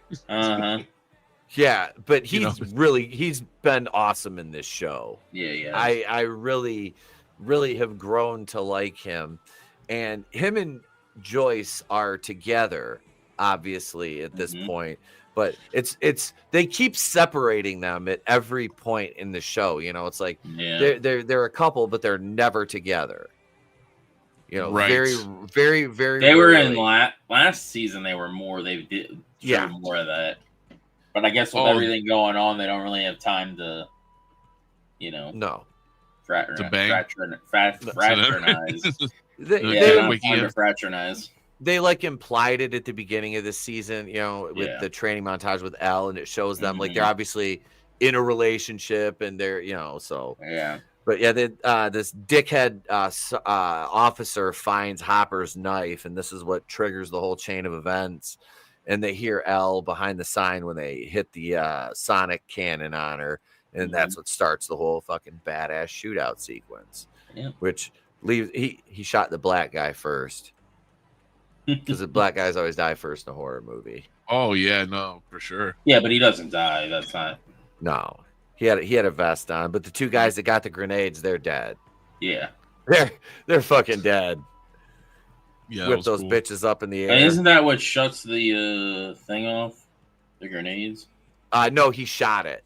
He shot it. Okay. Yeah, he shot the sonic cannon through that hole. He busted out with the butt of the rifle. So she starts coming too, and then she finishes off the last two or whatever with her powers. Yeah, she knocks the one guy out that they take hostage. Because she slammed him against the Humvee and then hit him in the head with the fucking door. I'm like, Jesus Christ, his spine's probably broken. He's got brain damage. There was two guys. The one that she hit with the Humvee, and then the other one was trying to get away, and then she opens the door and it does the whole comedic like smack them in the face kind of thing. Yeah. Yeah. And that's the one that she I guess mind fucks. Yep. And then you got they get back to the radio station. Nancy and Joyce and Lucas and Mike, and then Dustin and Steve and Jonathan are there, and Robin. Yeah, I like Lucas goes, Dustin's all beat to shit. This is where he lies to him. And then he goes to touch his fucking nose.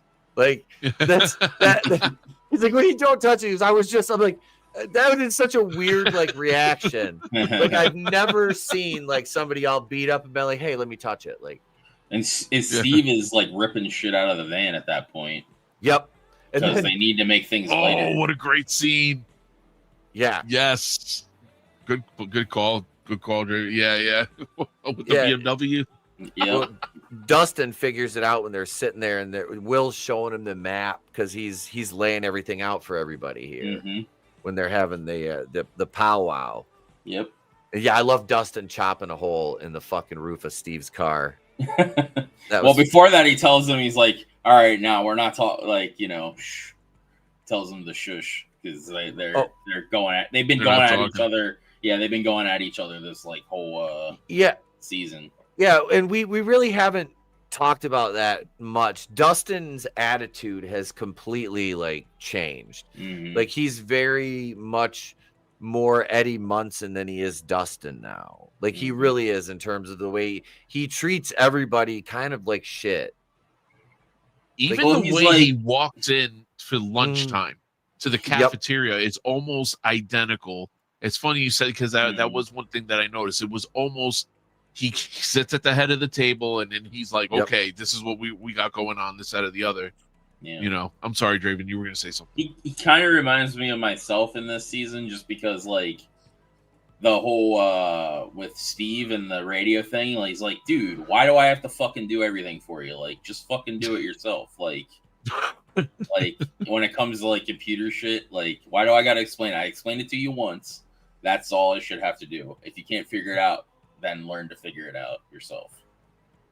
Yeah, right. So yeah, I typed Facebook and nothing happened. I'm like, where did you do it? I'm in Microsoft Word. Well, yeah, you ever have that? Mike came up with the idea to track. They were talking about tracking the Demogorgon using the tracking beacon, and then we get the Holly's little cake baking in her when she picks out her outfit, little montage.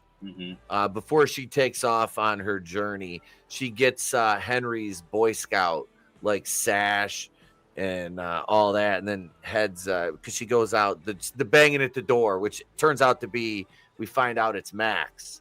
Max is the one that left the fucking map for her, which she thought was Henry. Yeah, because she has her the figure around her neck as a necklace. Yep. Yeah, she made it into a necklace. Yeah, that was pretty. Like I said, Max. You can see it. What's that? Felix, you're muted. If you were talking. Oh, okay. Yeah, no, I wasn't saying anything important. Go on. Oh, okay. No, that was like, you could see like it now that we know what Max was wearing. You can like see it through the door, like that it's her. You know. Oh, that's funny. Yeah, true. Yeah. We like right. He gets that trip into the. We get that trek into the woods, right? Like, but I think some stuff happens before that. Before we get there, right? Yeah, the general is he said he's gonna disembowel whoever did this to his guys. That guy's such a dick face. A black guy. Yeah, he's such a his ending was such a chef's kiss. Yeah, fucking A, man. I'll be right back. No, I don't think he's dead though. No, I don't think so either. I think he's burned up. Didn't he die? I thought he died. He didn't die. He just got like slightly on fire, and then he was like they're rolling around. So they never actually like show him die. Yeah, I mean he might be. Yeah, but I'm more like I think I'm with Draven on this one. I have a feeling we're gonna see him again. I have a feeling he's still alive. And part of his face is gonna be all scarred and stuff, and he's gonna want revenge. That's right. For all the white privilege. No, actually, no. He's not that type of guy at all. Fair. That's the one thing I gotta give him credit for. We're not getting any of that. Any of that rammed down our fucking throat. No. We get Indiana in the 80s. What was this is Erica's introduction. What was the science teacher's name? I don't know. Yeah, he was talking about wormholes. He was in the previous season, right? Like, yeah. Because he talks about the split dimensions, where it's like a piece of paper, and that's folded. That's like, he would be getting in trouble for teaching that shit. Like, bro, like you're a math teacher, you know? Right? Like, I don't know. Like, what are you doing? It's there's always like it's still mathematical. No, I get it, but I mean, come on. No, that's just not going to be on the SAT for these kids. No, the fucking principal came in and was like, dude, what are you doing? What are you teaching fucking science fiction science to these kids for? It's like, you ever had that one teacher? Like, I had an English teacher, and that motherfucker was showing us documentaries about life in the hood and shit. And I'm like, what are we doing? Like, what are we doing? You gotta like, teach is me how to it write relevant essays. to English?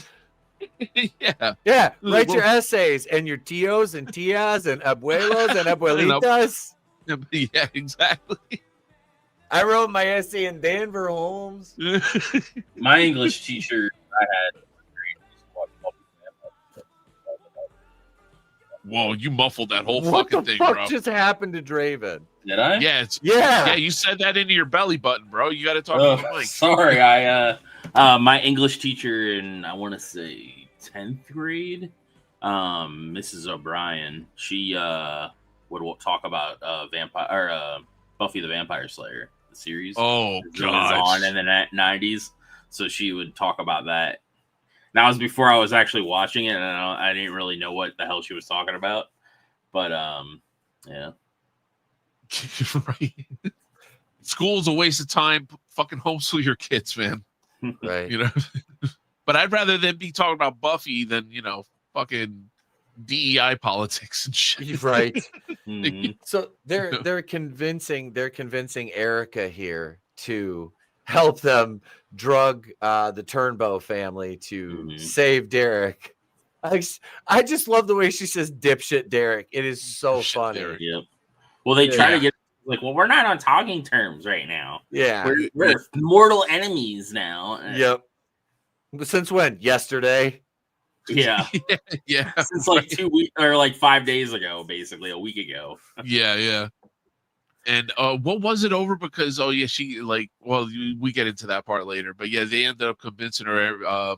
He was like, yeah, if you do this, you won't ever talk to you again. Well, yeah, why don't you start with that? Yeah, right. And then we have the whole hospital scene. Robin and Will are talking, and they run into her girl, and they're hiding from her. Oh yeah, right. Yeah. Yep. Hiding from her, trying to think. She's a candy striper. Yep. What else do we have? Candy striper. Oh, Murray's making his next drop to the gang here, which Is this the one where he drops off the grenade water balloons? yeah. Which was like my childhood over the summer. Yes. I fucking love those things. Oh, dude, those were so much fun. Yep. And like whoever designed that just knew what the fuck they were doing. Yep. You know what I mean? It's such a genius design to put a grenade logo on a water balloon. It's perfect. You know, like it. You know, yeah. Plus, again, he gets his biggest pedal line on there is when trafficking kids, you're going to make sure they drive in comfort, right? He shows them the room. He puts Dustin in his place here though, because he got Dustin the spark plugs and Dustin got pissed. And Murray fucking basically tells him, you know, what I had to go through to get all this stuff in a short period of time. And, you know, you're acting like an ungrateful little shit. Yep. Yeah. And hey, he owns it immediately. He goes, you know what? Thank you. Thank you for spark plugs. And he, you know, keeps it moving. But he needed to get told off. Yeah, right. He was like, this wasn't a Christmas list. He goes, oh, yes, it was. This was a Christmas list. You know, no fucking Santa Claus. You know, what? This was a Christmas miracle. This is the scene. This is the scene where Steve's ripping all the stuff out of the van, trying to make it lighter. Well, we don't even need half this if all we're doing is, you know, tracking. So he's throwing everything out. And this is when Dustin goes to town on the BMW with the freaking hole saw. Yep. Which I was like, because he looks, he's like, you know, I can install the thing in anything. So he sees the BMW and gets a brilliant idea. Yeah, and they play the Ferris Bueller music too, which is fantastic. That just make yep. Yeah, he's like, and then did you hear the verse of the song? It was like tapioca. Bow, bow, bow. All right, Sam Elliott. Sam Elliott fucking. There ain't nothing I like better than after a day of hunting demogorgons in the Upside Down than to slip into a steaming hot bath of tapioca. God damn it. Oh, man, that sounds so gross. Just a visual. Will they get a Scooby-Doo moment? Because it's like room temperature at least, unless he's heating it up, or even worse, it's cold. Imagine getting your naked. I don't even. Yeah, right. No, just submerge your body in a tub of tapioca pudding that's probably been sitting there for a while. At this point, somebody just tuning into the stream's like, "What the fuck does this have to do with Stranger Things?" Sigh, unzip. Follow the product. Yeah.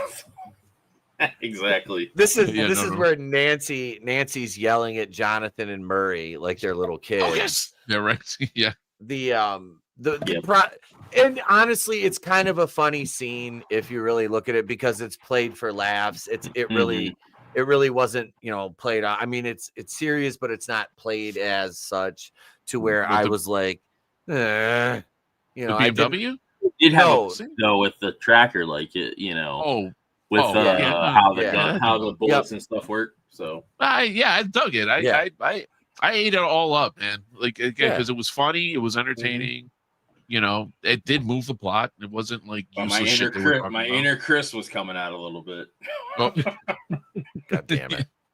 Yeah, we missed you, Chris. I don't know if you're watching. Probably not.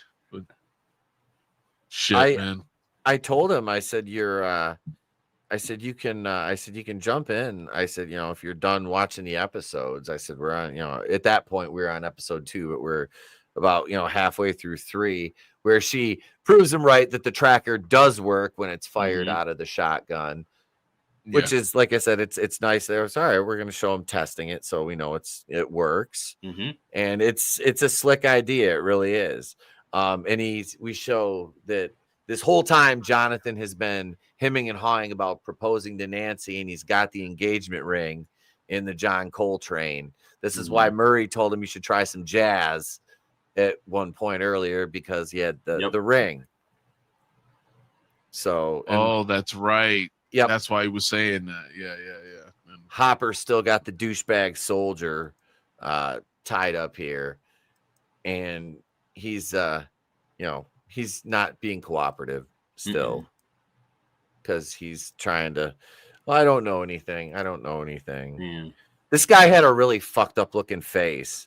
Like he has a really weird, like I don't know, his forehead and nose just look weird. And this is me. He also saying that. wanted Elle to go back too, while he went and did what he needed to do. But and they end up, he's like, well, it'll only take me 20 minutes or so to get what I need out of him. So that's when she, which I thought that scene was awesome. Her going through the interrogation. Seeing the base and whatever, and then getting to that door. And like I said earlier, we've been watching Welcome to Derry, so it was like, is there actually nothing behind it? Because he's like, I don't know what's behind there, and then she like rips it open, and he obviously didn't know what was behind there. But, so I thought he was gonna be dead, but no. Which would have been cooler, right? If I can throw in a slight critique, it would have been way cooler if it killed him or made him crazy. If we would have got one of those two, I thought that would have been more interesting than what we got. That he just kind of shook it off and we just saw him again. Yeah. You can smell what the Rock cooked when he was at his prime. Did we mention the part where Dr. K is like experimenting on the weird thing? It was at the very beginning. She's like messing with the weird tentacle thing or whatever. When I think it was the Black General was like, well, we have her, and she's like, I don't care, or we seen her. That was like when I guess they got the wrong one. Yep, they got the decoy, and like he's like, I don't give a shit what you might have had. You let me know when you actually fucking get her, and then we'll talk. Yeah. I think that it was the same dude that was being interrogated. Oh, maybe it was. I think it was the same dude that she was. Yeah, right. And then the fucking tentacle slams against the wall. Yep. Yeah. The glass. It scares the shit out of him. We kind of learn what our weakness is in that when we get further in. Yeah, because you can see Kay's kind of controlling it at one point. But yeah, he doesn't. Yeah, Homeboy doesn't know what's behind the door, which we find out later. Yeah, that I was. Oh God. Okay. First off, in a show again, this is a show that, in my humble opinion, was full of wins. All right, but I mean, for that specific moment, I was alright with it. Like, I get that part of this, that is like the black sheep of the series. Draven. But I'm hoping they pull it together. Like, and I have a feeling she's gonna, because what was her power to like get people to do what she wanted? It was the power of love.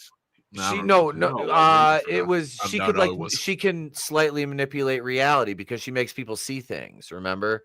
I thought she made them do what she wanted. Like she could tell them, sort of like the power of suggestion. Like like the dad in Firestarter. Well, yeah, that, and then the girl that they turn in Dr. Sleep, like that.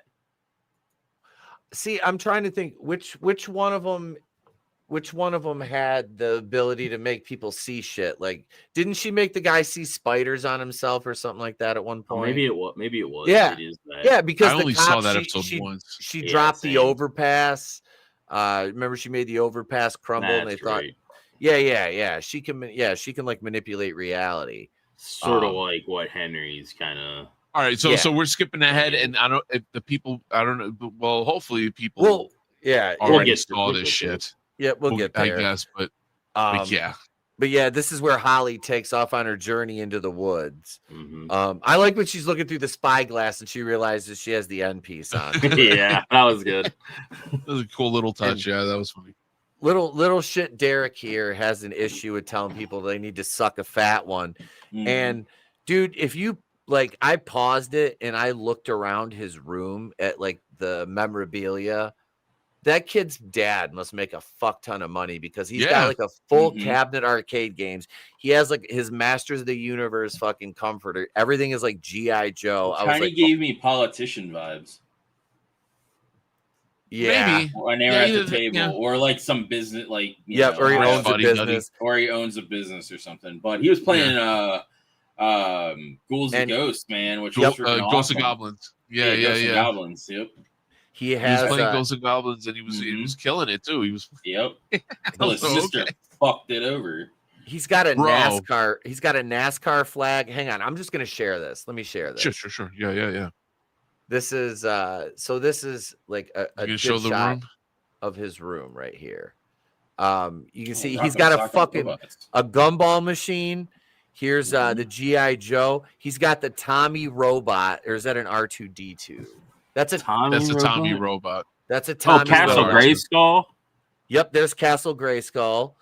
Oh shit, yeah, Castle Grayskull. Yeah, here's and then, a full size cabinet. Yeah, there's a Domino's pizza right here.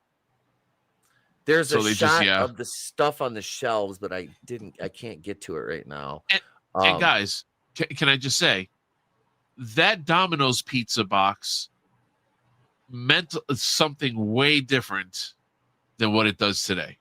All right, because Domino's pizza back in '87 was a treat. It was not as good as Pizza Hut, but it definitely was I think Domino's now is better. Yeah, just stop. Okay, you get Pizza Hut and pizza. Pizza Hut pan pizza is still superior. I haven't had Domino's in like probably 7 or 8 years. You haven't had Domino's. Domino's now is really good. And to be fair, I haven't had Domino's in forever, so I can't really. I have to take you at your word as far as like Domino's back then was good, but it kind of tasted like cardboard. That's Little Caesars. 80s? Yeah. Well, in the 90s. In the 90s, before they changed their recipe to what they have now. Yeah, when they first came out, Domino's was okay. And again, like in the 80s, Pizza Hut was superior. That shit was fine. Oh, yeah. Pizza Hut in the 80s was way better. Oh, I think heaven better have an 80s Pizza Hut. They had the Book It Club and everything, and with scholastics and all that shit back then, where you could read a bunch of books and get your own personalized pizza. And they had go to your salad bar with they had the salad bar. They had toys. They had the Land Before Time. Let's go play Ninja Turtles on the arcade. Yeah, they always had a Pac-Man. Or you do the Pac-Man, like where you could sit across from somebody. Oh, that was Come on, man. Dude, Pizza Hut was the shit. Like the red roof buildings. Like now the buildings, they look just like every. We still have the red roof building. That's amazing. Wow. Oh my god. Man. See, we didn't get to go there very often.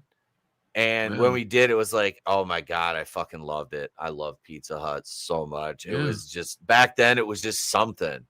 Like it was special, bro. It was, man. It was even McDonald's back then. They had the restaurants was colorful.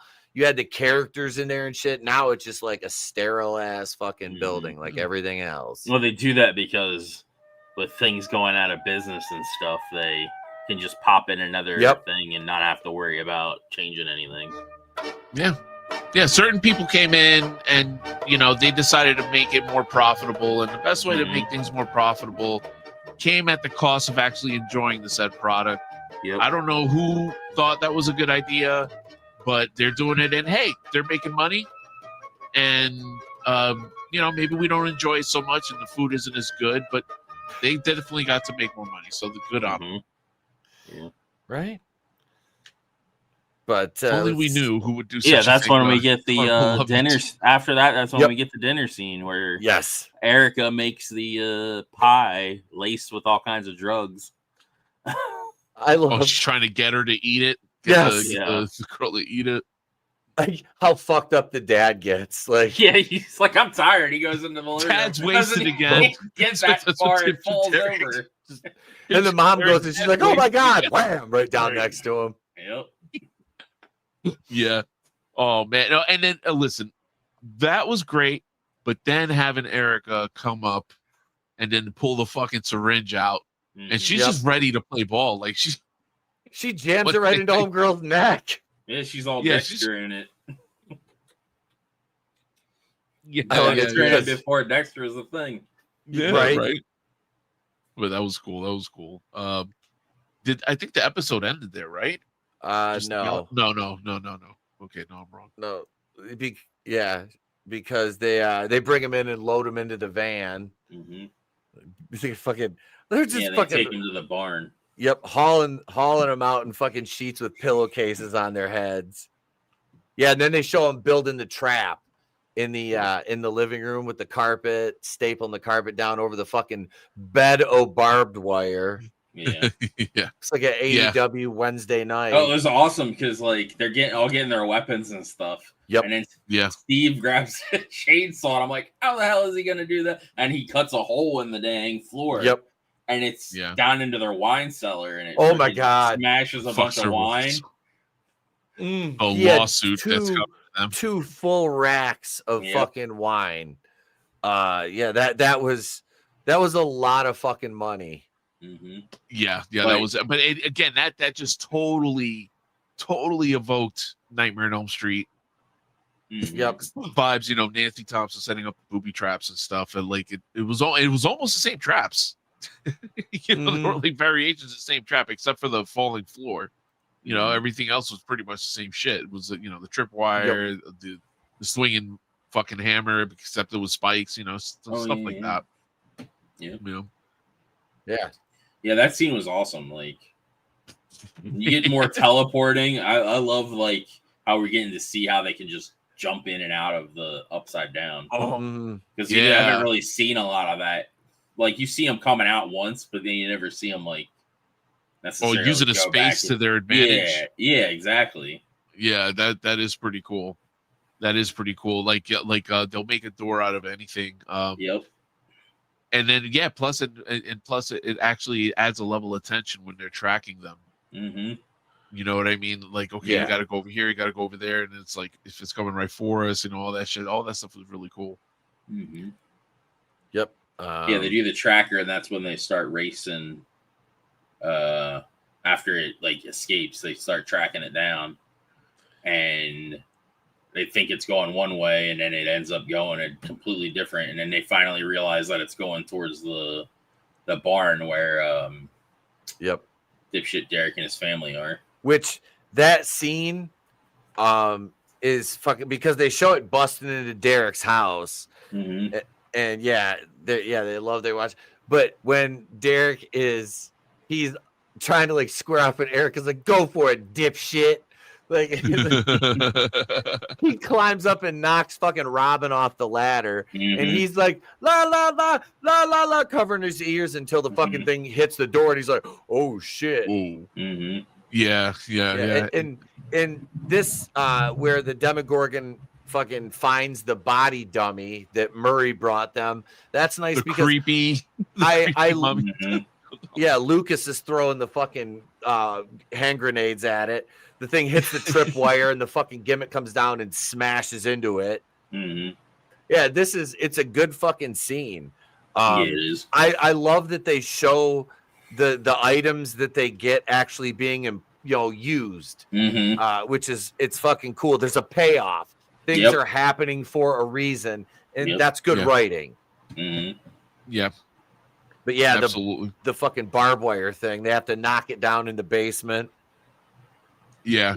Now, that scene, in my opinion, like, first off, that was such a great payoff, was the barbed wire. Yeah. Then him fall, I was like, oh, that's what they was like. What the fuck are they doing? To set a perimeter? What are they doing? They're gonna have it fall. Yeah, man. Yeah. If only they and they had a dent of rice, but again, they just show you.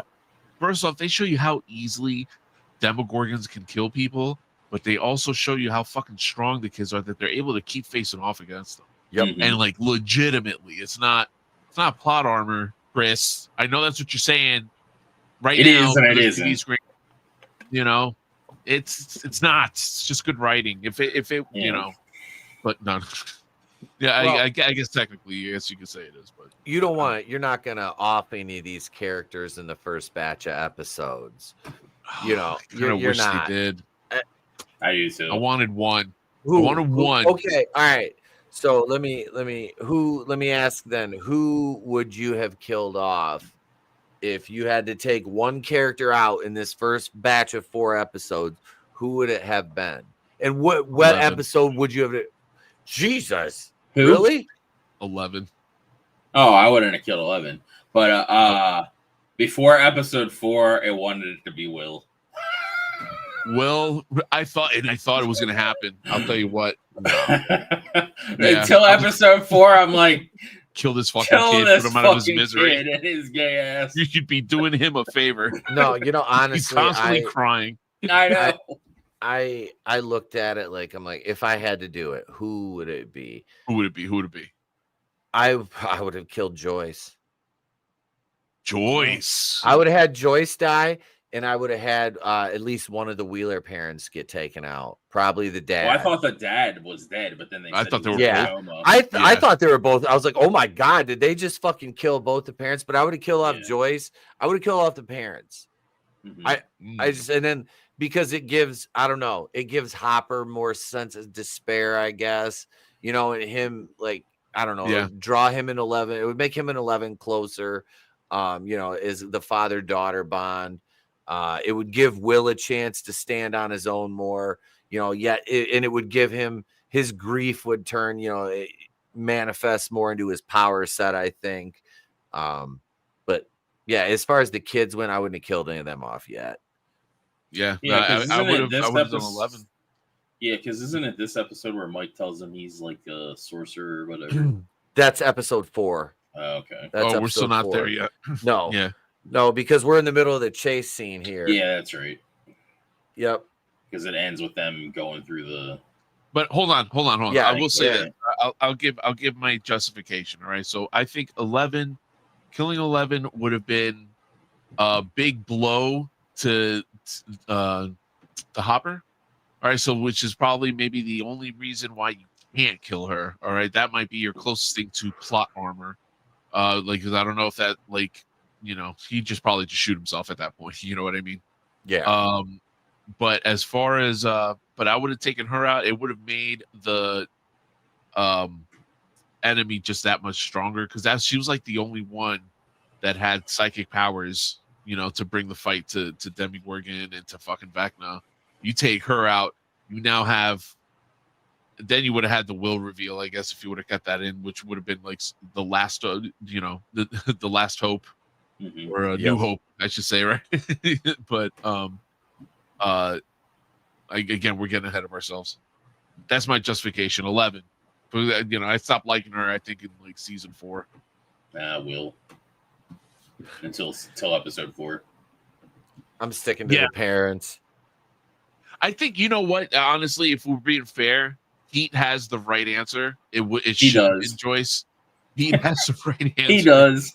Well, we're going personal, like who we hate the most. Yeah. Yeah, right. I'm looking at it from an objective standpoint. Like, who could you stand to lose in the beginning of this? That's a main character, but you could still move ahead without. You could move ahead without the Wheeler. You could move ahead without either of the Wheeler parents, because Nancy is old enough to take care of Mike, and Mike is old enough to basically take care of himself and to help Holly, in the event that they get her back. And Will has Jonathan, and they have Mike and Nancy as well. And Jonathan and Nancy are, going to be engaged. Jonathan wants to propose to her. So they're basically a family unit right there. So, and like you said, you've got, they're all older except for Holly. Joyce is basically served her purpose. Her character arc has pretty much come full circle. Especially at this scene with her squaring off with the Demogorgon and everything she goes through. They could have taken her out in this episode. I would have had her go out in the barn scene. Honestly, and I was waiting for it, which is coming up. That could have been. Like I said, that would be a satisfying character arc for Joyce Byers. She went from this meek, but hardworking single mom who, lost her son, got him back, found, love, not once, but twice, with Twice. Bob and then Hopper, who she was meant to be with all along, and got her sons back, got her family back, had some sense of normalcy amidst the chaos, and has it, and it all happens again. She goes out and dies basically a warrior's death. Yeah, but you know what? Hopper has to be there when it happens. You do that, true. We're gonna be puddles, bro. I should speak for myself. I'll be a puddle on the floor if that happens. But okay, I feel so bad. You say Hopper has to be there, but that's a reason for him not to be there when it happens. Oh man! Oh yeah, right. I should have been there. Type shit. It's even more heart wrenching, and it's the last season. So if you do that, it's a gut punch. The Wheelers, people are going to be like, "Oh no, I can't believe the Wheelers died." Oh no. Anyway, yeah. That's basically it. The only one that not even the mom's going to get any sympathy at this point. So they're back to episode 3 because we're almost done with that one here. We're Holly's making her way through the woods. We're still preparing for the assault at the barn, and she comes up to the big rock formation where we get the reintroduction of Max in her basic spirit form. And Holly runs away from her at first. And I wasn't sure. I wasn't sure at first, but then like I said, happy. You're like, it's got to be Max. Mm-hmm. Yeah. I didn't question that one too strongly. No, it's like I kind of wondered if they were going to have her like actually fight something first, and that's where that episode ends. With the Max reveal there. And then before that, Steve and them, they have the car and they chase the Demogorgon through a portal. And Steve is like, well, while we're at it, let's drive right through the Nougaty Center, basically. Yeah, the peanut butter bopper, right? Yeah, the peanut butter bopper. Yep. Yeah, I love Derek's fucking bag comes off and Joyce is talking, "You child kidnapper." I was like, God damn, that hits close to reality these days. That's a little, yeah, right. You're going he looks. I wish I could think of the fucking actor that he looks like the child version. I can't think of the guy's name though. He's just a bit part and everything. He's kind of like a chubby guy with dark hair. He's got the same haircut Derek has, but glasses and everything. I can't think of his name though. I can't. I can't even begin to. But I love how they're trying to rationalize with this with him. He fucking knocks Joyce on her ass too. That was funny as shit. Yo, yeah, he wasn't playing, and then he hits pocket sand on Will when Will fucking tackles him. Yeah. He's no chump, but like you said, this is when we get the he climbs up the stairs or the ladder rather, and then kicks it off. This is his arc. This is where it begins, right? Because after this moment, he is. I guess we'll get into that later, but this is a very important scene for dipshit Derek. Yep. Yeah, because they found. I'm not sure how far into the episode, but of 4. But this is the beginning of 4 where we're at now, right? Yeah. Okay. I don't remember what happens at the beginning of it, unless it's the kids going to that. It's the barn fight. Yeah, we start out in the barn. Yeah, we're 3. Okay. I'm 3 minutes in, and we're in the beginning of the barn scene. Okay. Right now, and Will's starting to have the tingle. Yeah. And he's like, it's here. Because he can see it running right up to the barn door, and then we get that bam, that big impact. Mm-hmm. Yeah, right. And that's when Derek's like, "Oh, okay, this is real. Mm-hmm. This is fucking real." Joyce just grabs the axe. This, like I said, right here, this should have been her death scene.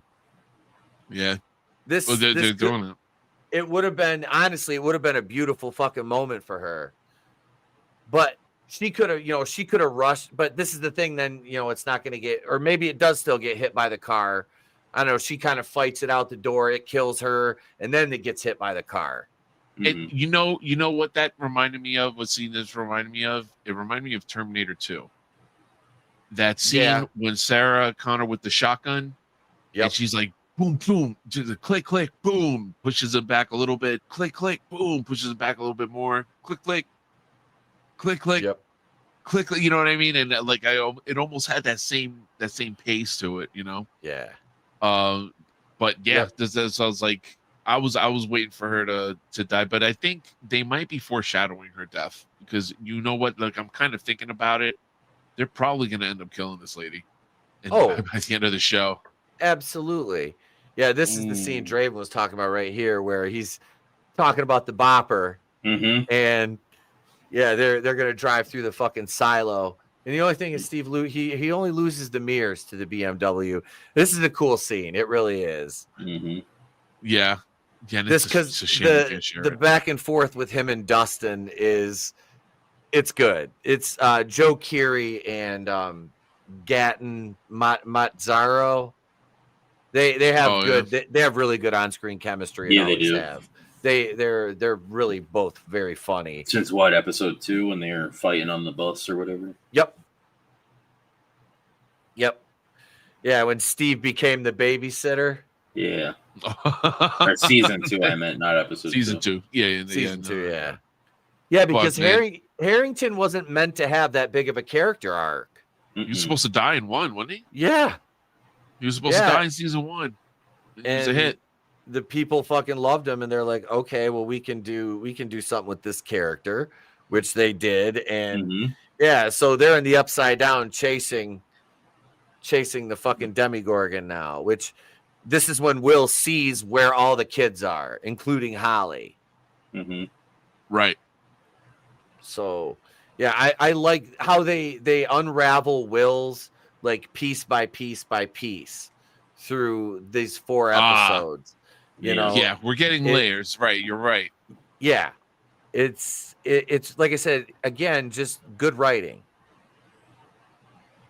How do they get back out after that? I forget how they get back out. What are you talking about? How they get out of the barn? No, out of the. They don't. They're still there. No, they're still in there. Okay. Oh, wait a minute. What am I talking about? No, they're in the. Because Will comes back. That's right. Yeah. And he helps with getting those kids into the. Well, Will wasn't in the Upside Down. Oh, Will was. Will and Joyce are in the barn. Yeah, you're right. Dustin, Steve, Nancy, Steve, and Nancy are in. Dustin, Steve, Nancy, they're still Jonathan.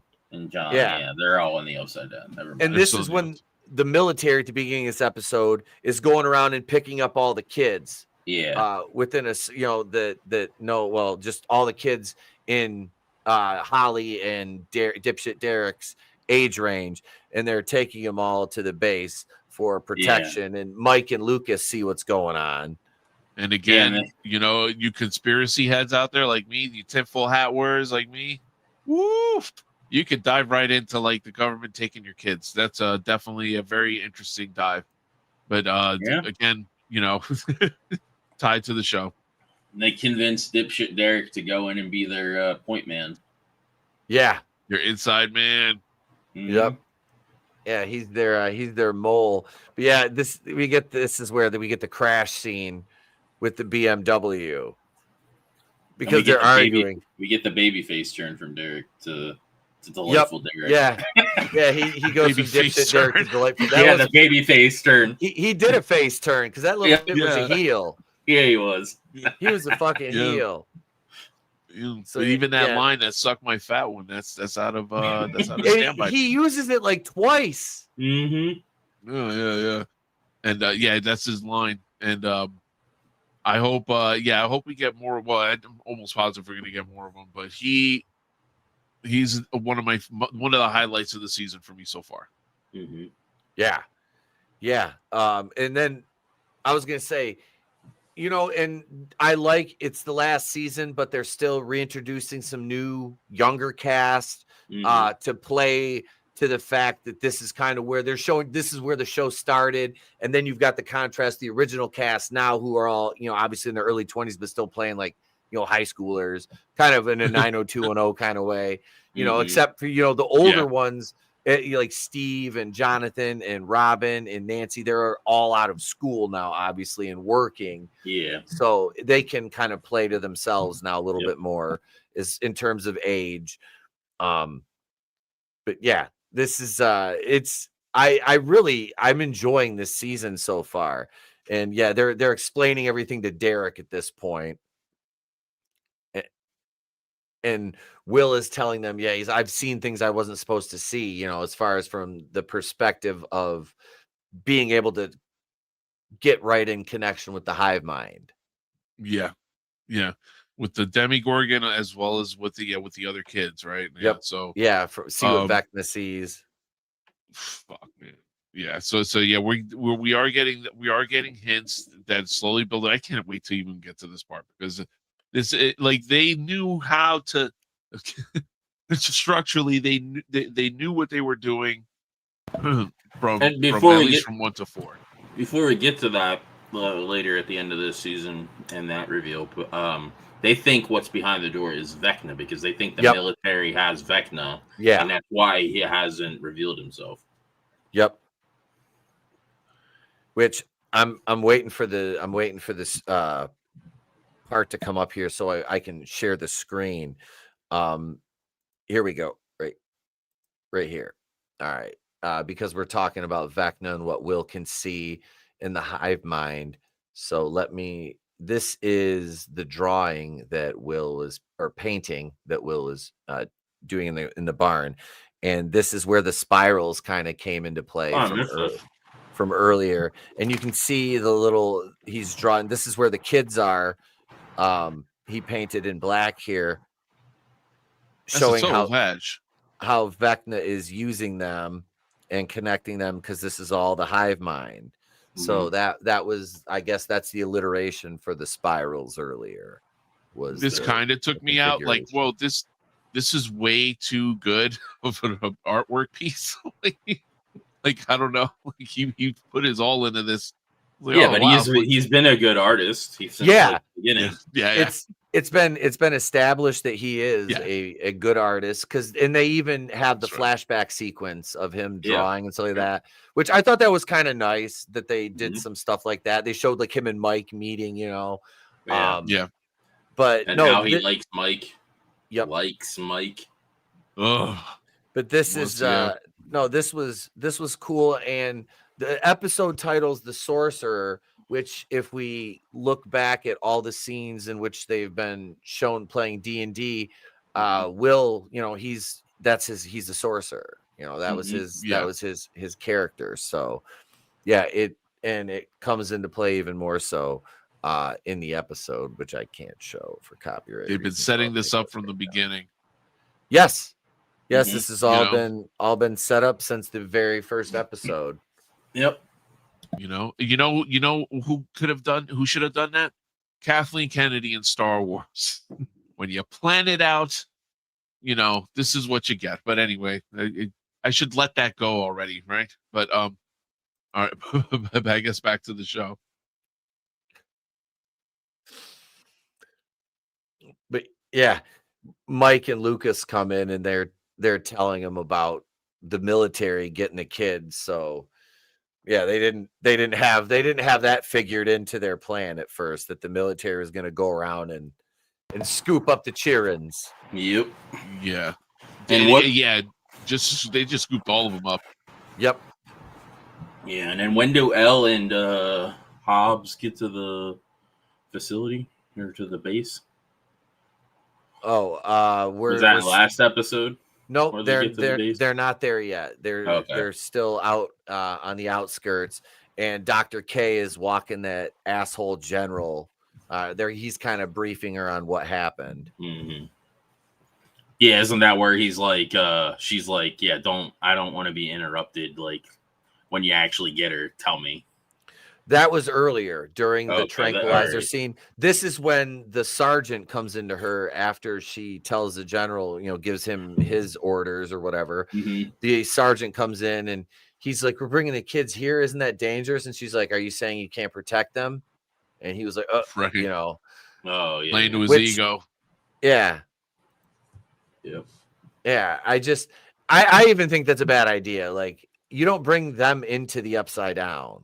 Like, I would keep them in the where the other part of the base is, where there's at least some kind of buffer.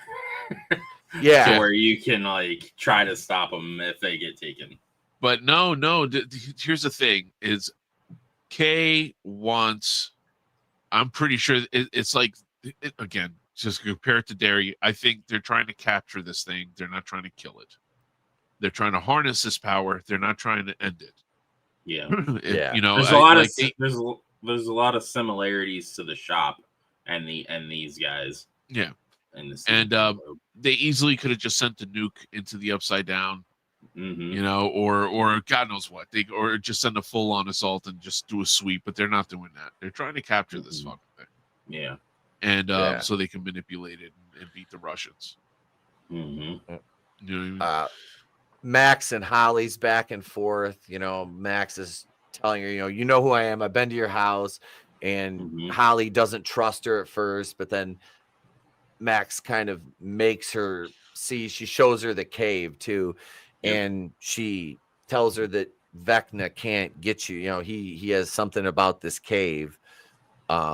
He won't go in there because it shows him chasing Max, and that was the one place he would not go.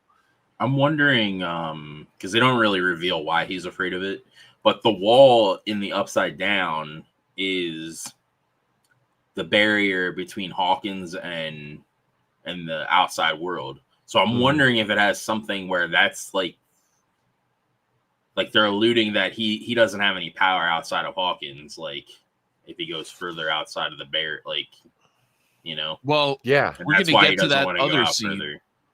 Yeah, we're gonna get to that other scene, right? When Maxine's head with the with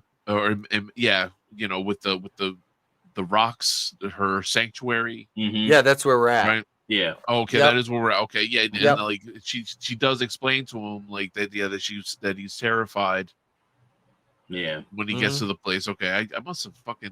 Yeah, and then she explains like how she's trying to get back to her body, and she was real close to getting there, and the music got turned off because the tape was over. And it was rewinding. Max, she's still not singing that song. I guess, proving me wrong. And that's where she found her cave, because she was running away after the gate closed. Because that's where what's his name followed her. He got this big ass claw in his hand and stuff like Freddy, basically. Yeah, right. It was very much Freddy Krueger. Yep, very Freddy. So the bus of Chirins just got to the base, and they're Erica's up in the watchtower. Mm-hmm. So they've got the location of where they are, and so they put up the the projector. And they see they've got one of their tunnels runs right under the barracks, conveniently where the kids are. Mm-hmm. Right. So they get their plan how they're going to go and use Derek to just, be their inside man at this point. Mm-hmm. And I love how he just comes walking up. I was like, man, if soldiers are dicks to him, the ones like keep shoving him. Mm-hmm. I'm like, hey, fuck, he's still a kid. Like, Jesus, he's still Christ. A kid, even if he's a piece of shit. Yeah, exactly. And he's, again, in levels of bad, he's not even like, he's kind of an asshole, but he's not like bullying and punching or pushing people at all. It kind of shows you how thin, like, tempered that they've been driven, the military, where that they're willing to do something because like they've been dealing with the kids sliding on the freaking the stitch basic, or I forget what they call it. They call it something. Oh, that you're talking about that slope, the slope where they have the bandage basically over the cracks and stuff. So they're obviously worn thin and trying to deal with what they're dealing with. So it is not to justify them doing that to kids, but that would explain why they would just be like, well, fuck this kid, because that's exactly what you're Draven. Well, you're all for now. And I think you're right too, because obviously it's happening in a fictional universe, which means that it's written intentionally that way. Mm-hmm. So I mean, it would stand to reason, and that's something I would actually like to ask the writers. Like, that would be a good question, is this a result of, the stress that the military has been under since this happened, and having basically what is in all, like, it's a long-term they're at their wits' end. It's a long-term occupation. in terms of where they're at, and then they have a fortified base inside the fucking Upside Down. So it's like you've got to deal with that. You've got to deal with shit that's like otherworldly. So I mean, you're not just fighting another flesh and blood enemy, you know, or even technology. It's things beyond your grasp of your comprehension. Did we mention when the military went into the thing how they used flamethrowers to open the gate? No, not yet. We haven't really seen them do it yet. I thought they did that before they went in to do the crawl. They might have showed it then. I can't. Oh yeah, they did. Yeah, they did. They did with the convoy. They used flamethrowers to open the gate to pierce through it, and they've alluded to fire being like some kind of method to getting into the Upside Down when some sort of weakness when there's a breach. They were doing that under Hawkins' laboratory. Yeah. When they first started experimenting, they were using the flamethrowers on it on the tendrils. Yep. So yeah, this is where we are. They're getting the Tom, Dick, and Harry plan. And that was a whole running gag with Robin. She's like, I choose Dick, and she's like, wait, no, that doesn't. That was kind of that was funny. She's like, I don't even like. Never mind. And she almost outed herself. Yeah, that was good. Oh, you know what? Wait a minute. Derek sitting there on the couch eating Doritos. Yeah, right. I think, did we pass the scene where they had this conversation, right? Because all right, so and we are going to touch on this, right? Because Will walked in and saw at the hospital Robin make out with his girlfriend, with her girlfriend. Yeah. And then she's kind of finding out about him, right? And he's all like, oh, he's looking for signals, and he's trying to find and like he's prodding for signals. And again, listen, this isn't a big portion of the show, just to be clear. So I'm kind of defending it because it was somewhat in there, but I was going to say I kind of appreciated the Robin like telling us like move on subtly. All right, but maybe I'm skipping ahead at this point. Because later, this is when they're getting the kids out, right? Later he shoves Mike or whatever. They're about ready to go work and try to get the kids before they go in the tunnels. He like shoves Mike, and Robin notices and is like, "Okay, yeah, he is not interested." Fishing. Yeah, he is not. He is not. He's not hitting for your team, buddy. Yeah. You're not going to convert him. It doesn't work like that. Yeah. I know. He's going after fucking 11, which that's his boo thing. Our Drake's leftovers wolf. The captive soldier escaped, so he's out. And yeah, this is the scene where 11 and Hopper get into the base where she does her basically what she was practicing for, to time out her jumps with the thunder. And I love how when she hits the one tower and the guard hears her and he's got his M4 on her, and I think it's an M4, and he looks over at her and she just goes like this and snaps his fucking neck. I was like, what were you worried about then? She was a minute early or whatever, because that's what her time was. A second. It was a second early. But I mean, she had a minute early time when she did the training earlier. Yep. So. And then she didn't. And Hopper was just like, no, you're still not coming. I didn't see it. But she was able to save time on there. Yeah, that was a cooler display. It was more subtle, at least, than the whole fucking use the force angle that they're going. Her taking her shoes off for it was weird, though. No, very because Tarantino. She's trying to be stealth. I get it. I guess. So you know what I mean? Still weird. I guess you would make less noise, in just your socks than you would with your shoes on. Especially in that kind of environment. So yeah, I was like, I understand that. That was the first thing that came to my mind was like noise. Yeah, noise. Yeah, it's still just weird to me. It's weird, but you know what? I think we both know as soon as it happened, Draven was all. No, I mean, like, what I mean by that is like, normally they don't like, even if they're trying to be stealthy, they don't ever stuff that you watch never really does that. So. Yeah. It's kind of, I look at it as like it's a kind of attention to detail, I guess, in terms of like stealthiness. Because think about like the footwear like ninjas wear. It's basically like footies. You know what I mean? Little footies. It wouldn't have bothered me if she just kept her shoes on and did it. No, I wouldn't. I wouldn't have had a nitpick with it. I'd be like, oh, she's gonna make too much noise. Either way, I mean, it worked. Yeah. Who are you kidding? All right.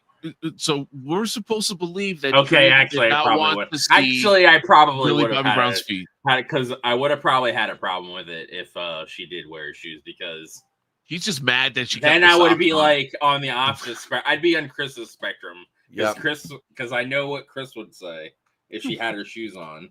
You're supposed to make me believe that this woman went in there and she wasn't able to be detected. She had her shoes on, all clinkety clackety. I'm gonna clip that. No. Oh man, like, Chris, we finally got Draven doing an impression of you. Oh my gosh. Max with her plot armor on. Her plot. She's wearing what's she wearing? Her plot armor. Her plot armor. This is when Max is running through the memories that she went through of Henry's. And she's like, yeah, I messed up and I went all the way back to the beginning. And you know, him in high school and where she ends up in like where he first saw her. So they've kind of, she said, you know, she gives it, this is the three options. You can give up, you know, end it, blah, blah, blah, or escape. So and she tried option 3 to start, but now she's on option 2. Yeah. Yep. And this is exists. Yep. The running up that hill sequence where she busts through. This is where Derek just walks onto the base. Like bunch of dicks. What are you doing, kid? Right. He's like, I lost my school, right? Yeah, my whole class is gone. Yeah. And then they bring him in and no, his whole and I guess we'll touch on that, but his whole, you know, like spiel of, are you here for Mr. What's It? Yeah.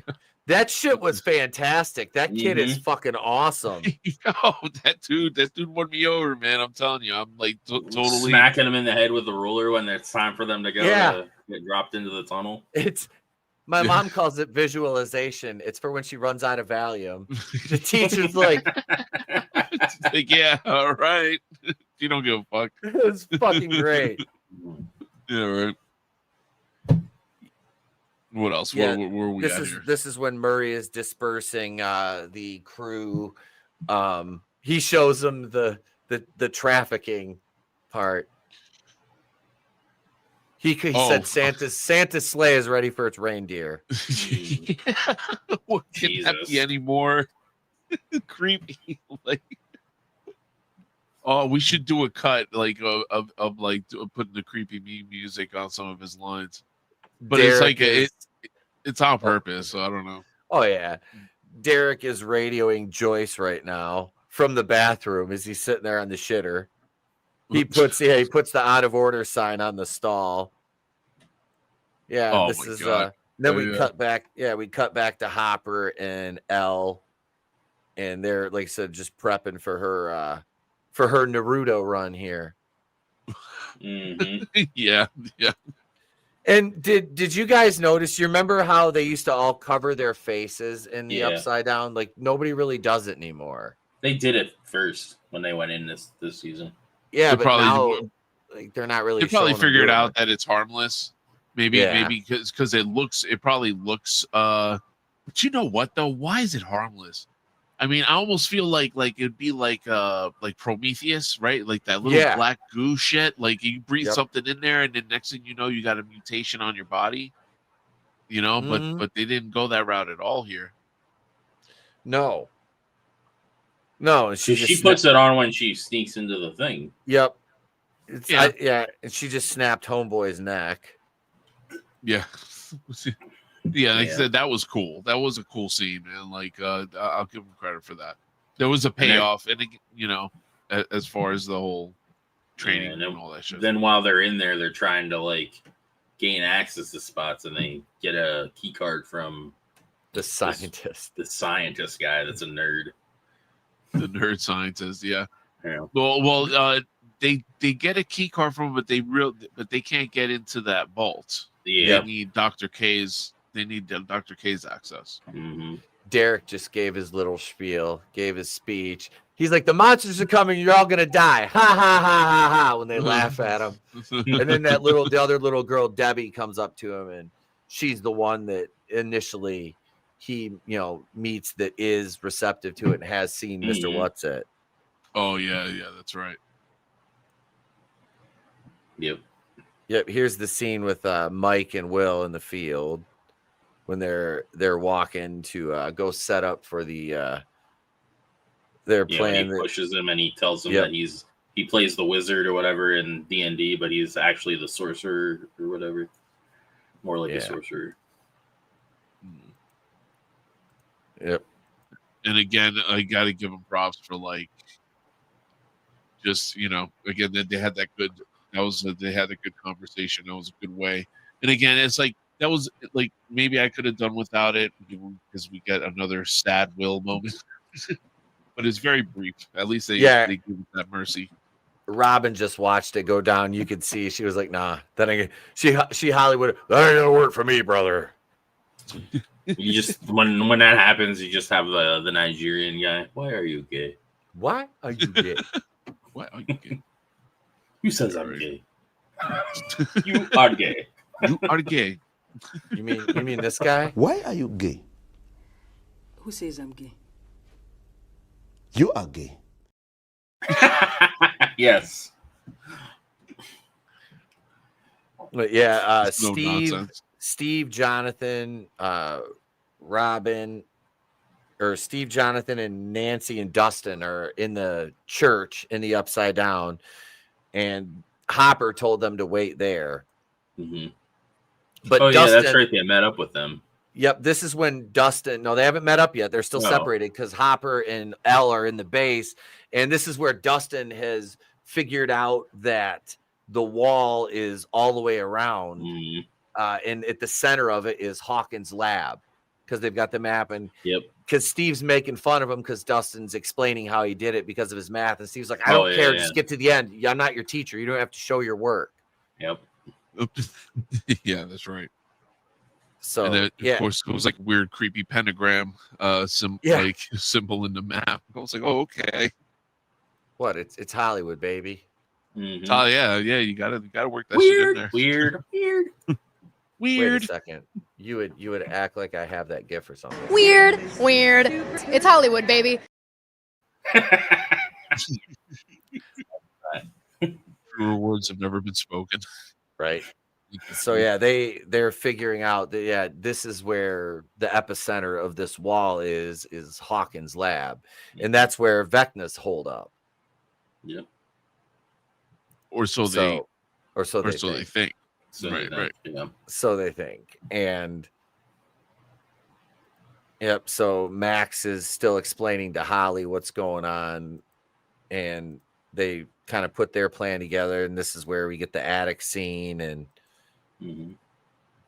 she tells Holly to basically just go along, just play along with it, like nothing's happening. And to her credit, Holly was fucking G. I mean, she resisted a little bit at first, but she was like, "All right, let's do it." Mm-hmm. Yep. You know what I mean? She was scared initially, and then she kind of took a gulp. She was like, "All right, fuck it." I want to I get was like, okay. a shot. Hang on. Ah, damn it. I'm trying to get a shot of his hand. There we go. Oh, he's coming after Max. Yep. Very, very Freddy Krueger-esque. Yeah. Which I wonder if they're gearing us up for this. Because didn't you feel this was very Freddy Krueger, very Nightmare on Elm Street-ish again, like last season? Yeah. Yeah, a little bit. Yeah. They're going to end up casting that dude as Freddy. Watch. I would be fine with that at this point. Yeah, man. I I like Jamie Campbell Bowers or Jamie Bowers. Yeah, Jamie Campbell Bowers. I like the guy. I think he's played the hell out of this role. And yeah, I'd be fine with him playing Freddy Krueger at this point. He's in that age range where he could play it for a while too. Yeah. I mean, because I think he's in his 30s. Yeah, he's young enough. He's young enough. Yeah, that Yep. yeah, we can juice a couple of movies out of him. But Yeah. yeah, and I think it'd be a return to Nightmare 1. You know, that Nightmare 1 Freddy, where it's not all fun and games. You know, so he'd be a good pick. I know we were fucking loving Jim Carrey as a pick, but anyway, yeah. I think Jim Carrey's aged out of it at this point. You know, he kind of has. But yeah, this scene where Henry comes to the mouth of the cave and he can't enter. We just saw on Welcome to Derry, Pennywise comes right in front of the dagger and he comes to a complete stop and he's frozen because he can't advance past the dagger. I know it's a different circumstance, but it's kind of the same effect. Same thing, right? Yeah, right. Yeah. So I'll tell you, there's what, a lot of parallels. There's parallels, but I think the Stranger Things was more effective in portraying that scene than they. Again, like I thought that. I think the whole dagger thing is dumb anyway. Like it doesn't make sense to me, that whole shit. Like, oh, just bury the shards. Like, what? You're making the rules. Like we're. They already established the rules in the movies. No, what with the dagger shards? Yeah, with the part of the meteor being his weakness. Yeah, the meteor is his weakness, but yeah, they did. That's what the shards are. Burying them. That's what the shards are. They're part of a thing. Yeah, but how's burying them making him like he can't leave past that wall? You know, when he fucking hangs out on a big chunk of the fucking meteor throughout his whole thing, like he's literally encased in it. Well, I guess during his hibernation, probably, for all we know. But it's not like it's not kryptonite. It doesn't weaken him, you know. But it's they put the runes up. No, but it's not. I mean, like in that area. Yeah. You know, yeah. Again, that's just dumb. You don't think that's dumb, bro? No. Wow. I don't mind. Pete, back me up. It gives an explanation of why he's not outside of Derry. Yeah. And why he's strictly in Derry. And it would make sense that the Native Americans figured it out because they lived there so long. They had to deal with them. And it's like they had, But. And they all deal with that occult stuff anyway. Yep. Yeah, true. I guess. And the Native Americans are kind of represented in a lot of Stephen King's work anyway. So. Yeah, and they're like special magic people. Yep. They know their magic stuff. So in lieu of a magic Negro, they have the magic Native Americans. Exactly. That's a native indigenous people to you, buddy. I said Native American. Or magic indigenous people to you. Just say engine with an INJ. Call it a day. They're the hi, how are you? Hi, how are you? Not the dothead Indians. So Robin and Will are having their talk in the cave right now as they're heading through the tunnels to go to the barracks to emancipate the children. Save the children. They're going to save the children from the temple, and never mind. But I'm just skipping over this dialogue because I don't care. Yeah, it's the gay. Yeah. Dialogue. Lucas. Yeah, Lucas is busting the fucking floor open, and that one soldier that they had captive gets back to the base. Yeah. And says he needs to talk to Kay. This is where the nerdy scientist gets. Isn't this where they have the shootout? It's coming up. Okay. It's coming up because Elle just distracted the scientist guy, and Hopper's about to put the gun to the back of his head or in his back. Okay. So they get the access card, and it's all been blocked because the guy warned everybody that they're on the base. You know, because he knew that's where they were coming. So they've basically canceled the access cards and locked everything down. So yeah. And then they trigger the sonic alarm throughout the base. And that's when the shootout starts. Yep. And I started wondering, like, why isn't Hopper shooting those speakers out?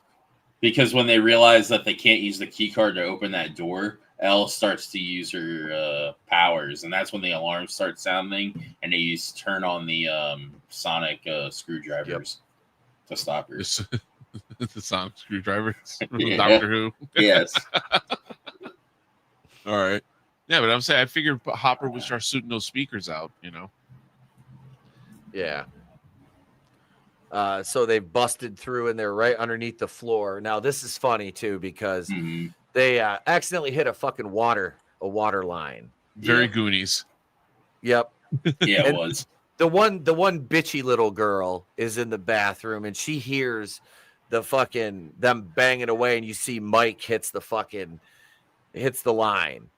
And then we go out and Derek's sitting on the floor. And he's doing the visualization exercise with all the kids. That shit's funny. This was then they like use the walkie as like Morse code basically to tell him to send a person. And he smacks him in the head with a ruler. Each one goes in single file. Lightly taps him. He doesn't go too hard. And like he fucking that shit is Cartman-esque right there. Yep. But dude, your assessment was actually really spot on, Draven. And when you said babyface turn, because he is bull in, like, you know what I mean, and like he sold that shit. Like again, I'm gonna keep singing this dude's praises. I'm looking forward. I hope we get more out of him in the second half. Yeah, dude. He's good. He like I said, one of the standouts in a surprise because I didn't really know anything, about this. They never really showed him in any of the trailers or anything. So really a standout. But Lucas busts through the floor when Debbie came in there because that's when, and then you get the other little guy going in there next, and they start, filing the kids out through the floor. But because they hit that water main, eventually it starts bursting, and they're like trying to get it to stop as the kids are trying to make their way down. Mike and Will are laying on the fucking floor, and we cut back to the base here, and there's 4 soldiers and K that are tracking Hopper right now, and K finds L, and then L found L, M, N, O, and P. No. Yeah, right. Yeah, K. Fucking. Oh, see, that's too much. Elle was kind of kayfabing her here almost. Like, I like how Hopper dispatches everybody. That motherfucker's gangster. Yeah. He sets up the guy that they knocked out in the closet, and that's what his distraction to fuck some guys up. Poor scientists. Yeah, they shot the fuck out of him, man. He didn't hurt anybody. It was like no fucking blink, like no oops, no nothing. Just fuck him anyway. Fuck this guy. Collateral damage. Oh, yeah, you said it, man. But the military's evil, and he's working for them, so. Yeah. So, they have no heart. Yeah. Yep. Yeah, we got a nice little hand-to-hand combat scene with the one guy here. Mm-hmm. Fucking throws that acid in his eyes. Great scene. Yeah. That was a great scene. That was a fun fight. He ends up killing that guy, right? Yeah, I think he died. He's laid out on the floor while Hopper's getting choked out by the fucking tendrils. Yeah, the tendril grabs him right as he finishes him. Yep. No. Yeah, no. I don't think the dude dies. I don't think he died. No? Oh, okay. I don't think he died. I could be wrong, but I don't think he died. Yeah, Mike and Will are laying on the floor now, and there's just water. I think the water starts coming out from under the door. The one little black kid just slipped. He just slipped on the water, and that's when Derek's eyes get real big, and he can because the one little girl, the bitch, goes back. Yeah, she goes back in and sees it, and then alerts the guard, and they're trying to get in as they usher the last girl or whatever kid into the pit. Derek calls her a snitch. Yep. I was like, Snitches get stitches. Hell yeah. And this is when Linda Hamilton or Dr. K or whatever kind of lays out her evil plan, I guess you could say, to a degree. Can you recap that? I can't recap that, but what was the evil plan? Like I don't know if she necessarily says it, but she's like, I guess they want L or whatever. Oh yeah, no, and they're gonna kill him or whatever. Okay, yeah. So she's kind of monologuing. Yeah, but, she's she monologuing. She's trying to find out why they brought him here. Yeah, why he brought her. Yeah. She says, "What do you know that I don't?" Mm-hmm. You know, but she does end up proving that how much she knows about the creature, and she can manipulate the tentacles too. Like the whole, she's like fucking with the temperature between hot and cold, which is where we learn what their weakness is. Yep, she says the heat weakens it, and you see her adjusting the little dial. Mm-hmm. Yep, she says, but in the cold it thrives. Yep. Yeah. So they've got a hold on kind of controlling, this one in particular. Which isn't that interesting. Freddy Krueger's weakness is fire as well. It's not really. It's not really his weakness. I guess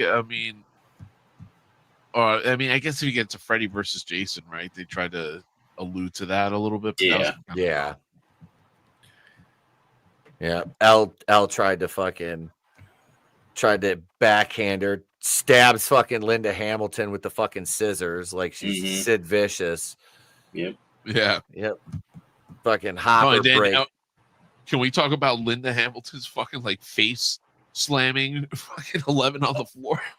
Yeah. That was pretty badass, man. That's all right. She took that 9mm right to the side of the face. Hopper pistol whipped the shit out of her. Mm-hmm. Yeah. He fucking laid her ass out. Yeah, Murray's sitting here waiting for the fucking kids, from the Underground Railroad. And then there's only there's only 3 of them. Robin shows up with the 3 of them because the fucking guards finally break through the door and they catch Joyce, Will, Mike, Derek, and who else is with them? There's one of the other little kids is with them. Right. Yeah, when do the portals start opening? Should be soon, shouldn't it? It's coming up here. Because Hopper's telling Elle to leave. He gives her the compass. And that's when he reveals he's wearing a Palestinian alarm clock. Yeah, that's right. Yeah, he's got the fall version of the Allahu Akbar collection on. Yes. That's underneath his coat, because he's not planning on leaving because he at this point they still think that the military has Vecna. Yep. So he's going to open that door because he's got access, and he flashes back again to losing his daughter.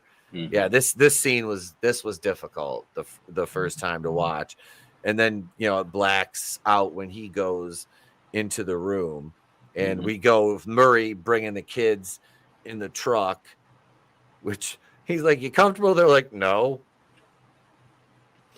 Robin, that's right. Yeah, here we go. Yeah, the general and all them have Mike and everybody right here, and he's like, "We got 5 missing kids." Yeah, the fucking the one guy just slapped Derek, like again. Yeah, like, fucking, and then here this scene, I have never enjoyed seeing the military get wrecked more than I did in this scene. Oh yeah, this was fucking fantastic. This is when all the portals start opening and they prepare for the final battle in Endgame. Draven. Mm-hmm. I can't wait till Thor comes down and grabs and loses his hammer. And, Captain America picks it up and beats Thanos. Oh wait, wrong movie. Yeah, right. No. You know what? I'm glad you said that though, because damn, that was immediately where my head went as I was watching the scene. Like the portals was when we get to the Endgame. conclusion. Yeah. No. Actually, you know what? It's a little bit. No, I felt like this was Infinity War.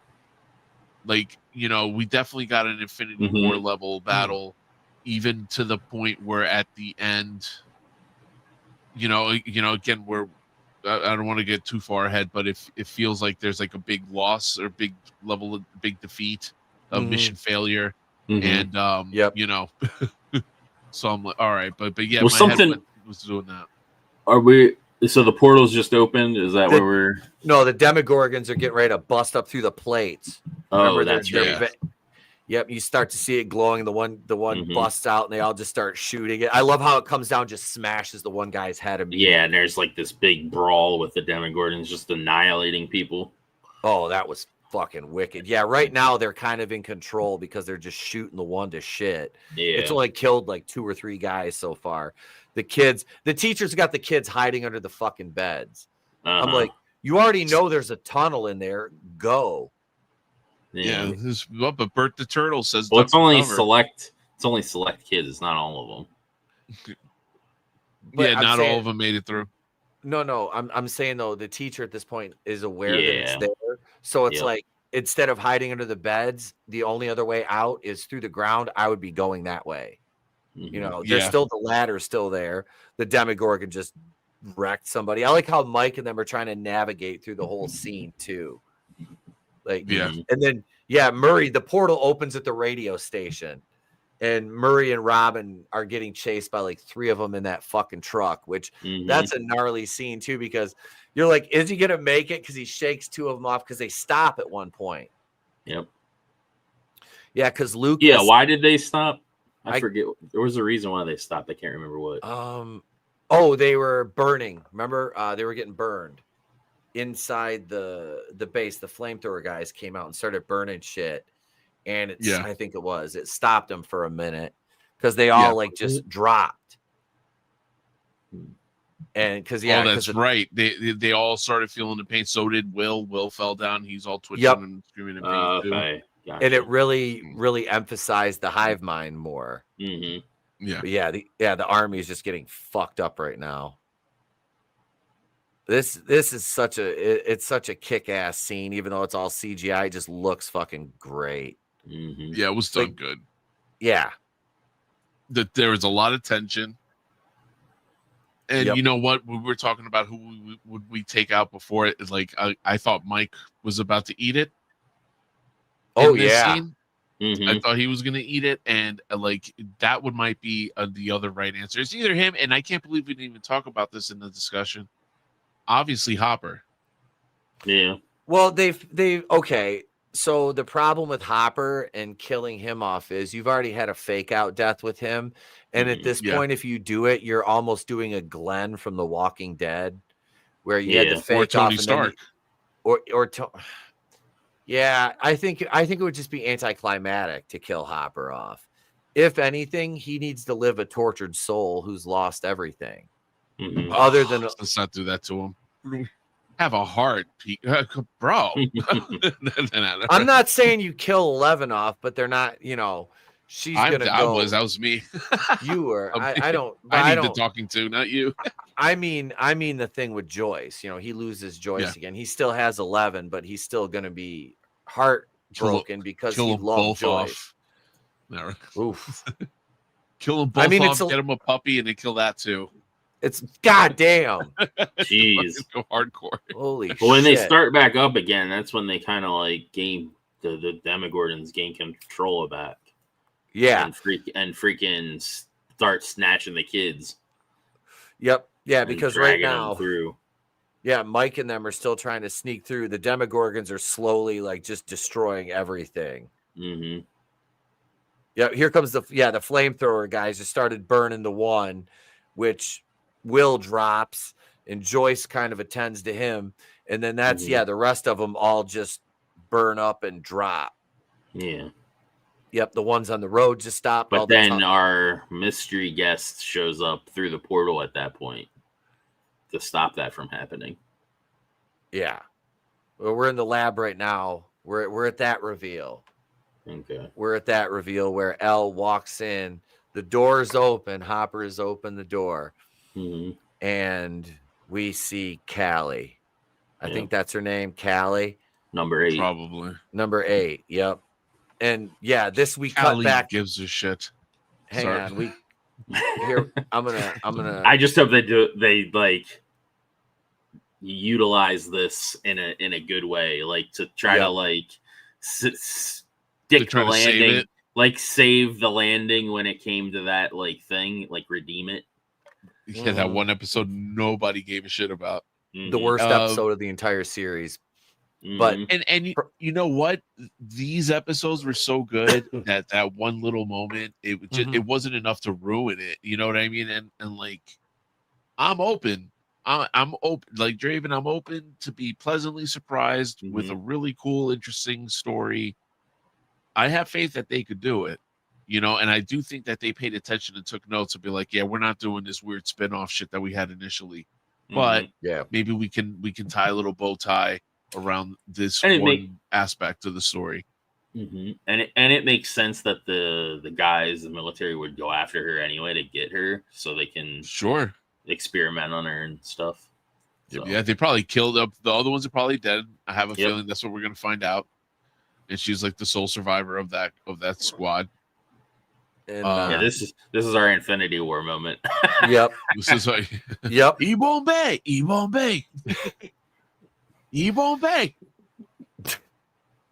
Yeah, this scene was fucked because as soon as you see this, like, here comes Thanos. Which at that point you're like, I thought they did the reveal after he showed up, but I guess not. No, he's the reveal of 8 after he showed up. I'm waiting here, yeah, because she's walking in right now, and they're showing the view over her shoulder, but her like it's in line, so you couldn't. It was obscured. Okay. And they just showed her now, and with her haircut like that, she looks like a small Indian man. Oh, I know that was, but the last haircut they did on her looked even more retarded. Yep. So like that 80s dude they tried to give her, they tried to make her look like cool 80s chick. Like, well, they're trying to bought that. They're trying to give that. They're trying to do the superhero thing, giving them each distinct like looks. Yep. Yeah. Total like X-Men, right? Like they're trying to make her fucking Indian Jubilee. Indian Jubilee. Her superhero name is Diwali. The Diwali Dame or some shit. Yeah, Vecna walking through that bitch was bad. He looks like gnarly this season too. Yep, he's got his armor on and everything. Yeah, I like how they just start shooting at him, and he's like, "Yeah, this is fun." They even try to shoot a flamethrower at him, and he uses his psychic abilities to push it back, and that's when that black general guy gets caught set on fire. Set on fire. But like I said earlier, I don't think he's dead. Yeah, the best one is when he's standing there and he just like shoots his arm down through the back of the guy's head and it comes out his face. That was really badass. Oh, like, what a great fucking shot, man! Yeah, that was one of those where I was like, that made me like, whoa. Yeah. Oh, there's not that much gore this season so far, except for Yep. Oh, pulling the pins out of the grenades too. Oh, that was cool. That was cool. Once he dispatches all of the guys or whatever, or makes it where they're not really a threat, he grabs Will. Yep. And basically tells him, "You were my test. You were the test. Now you're older. You're not as." He called them like the biggest loser, pretty much, right? Yeah, basically, you're not worth my time at the. He's like, "You were the weakest. You were so weak. You were so easy to break." Yep. I was like, "Oh." Imagine telling that. Explains why he's taking the kids, that they're super easy to break, and that's why he's using them as like puppets, basically. Yeah. Okay. But I wonder. All right. So Vecna fucking with Will is what is given Will. Okay, I guess we'll get to that part eventually. I think, or are we there yet? I feel like a little kid. Are we there yet? What do we got now? Where we at? Joyce is going after Vecna, which again, perfect opportunity. Could have killed her right here. Could have fucking killed her right here. Like, even if she survived the barn fight and she died, because all he did was toss her aside. He should have just been like, and just fucking picked her up and showed her to Will, and then thrown her aside. Or done that fucking breaking bones shit that you know that. Oh yep. God. Yep. Which I thought he was gonna do to Will. Yeah, because he just even lifted Will up levitates and him. he's levitating him towards him. Yep. Yeah. And this is the big speech he gives to Will. And we see all the kids getting abducted by the Demogorgons. Lucas, he gets fucking slashed. Like, Jesus Christ. Like, I was like, oh, I didn't think they'd kill Lucas. I'm like, they're not going to kill Lucas. Yeah, because like, of him with Max and all that stuff. Yep. That's not finished. Yeah, they got to pay that off first. Yep. But yeah, all the Demogorgons are dragging the kids off. Vecna's still fucking basically just tearing Will's self-esteem apart. Yeah, and there's a couple that are still like attacking people and just killing indiscriminately. I would say he's trying to tear his self-esteem apart. Trying to, because he tried to. He kind of did the opposite.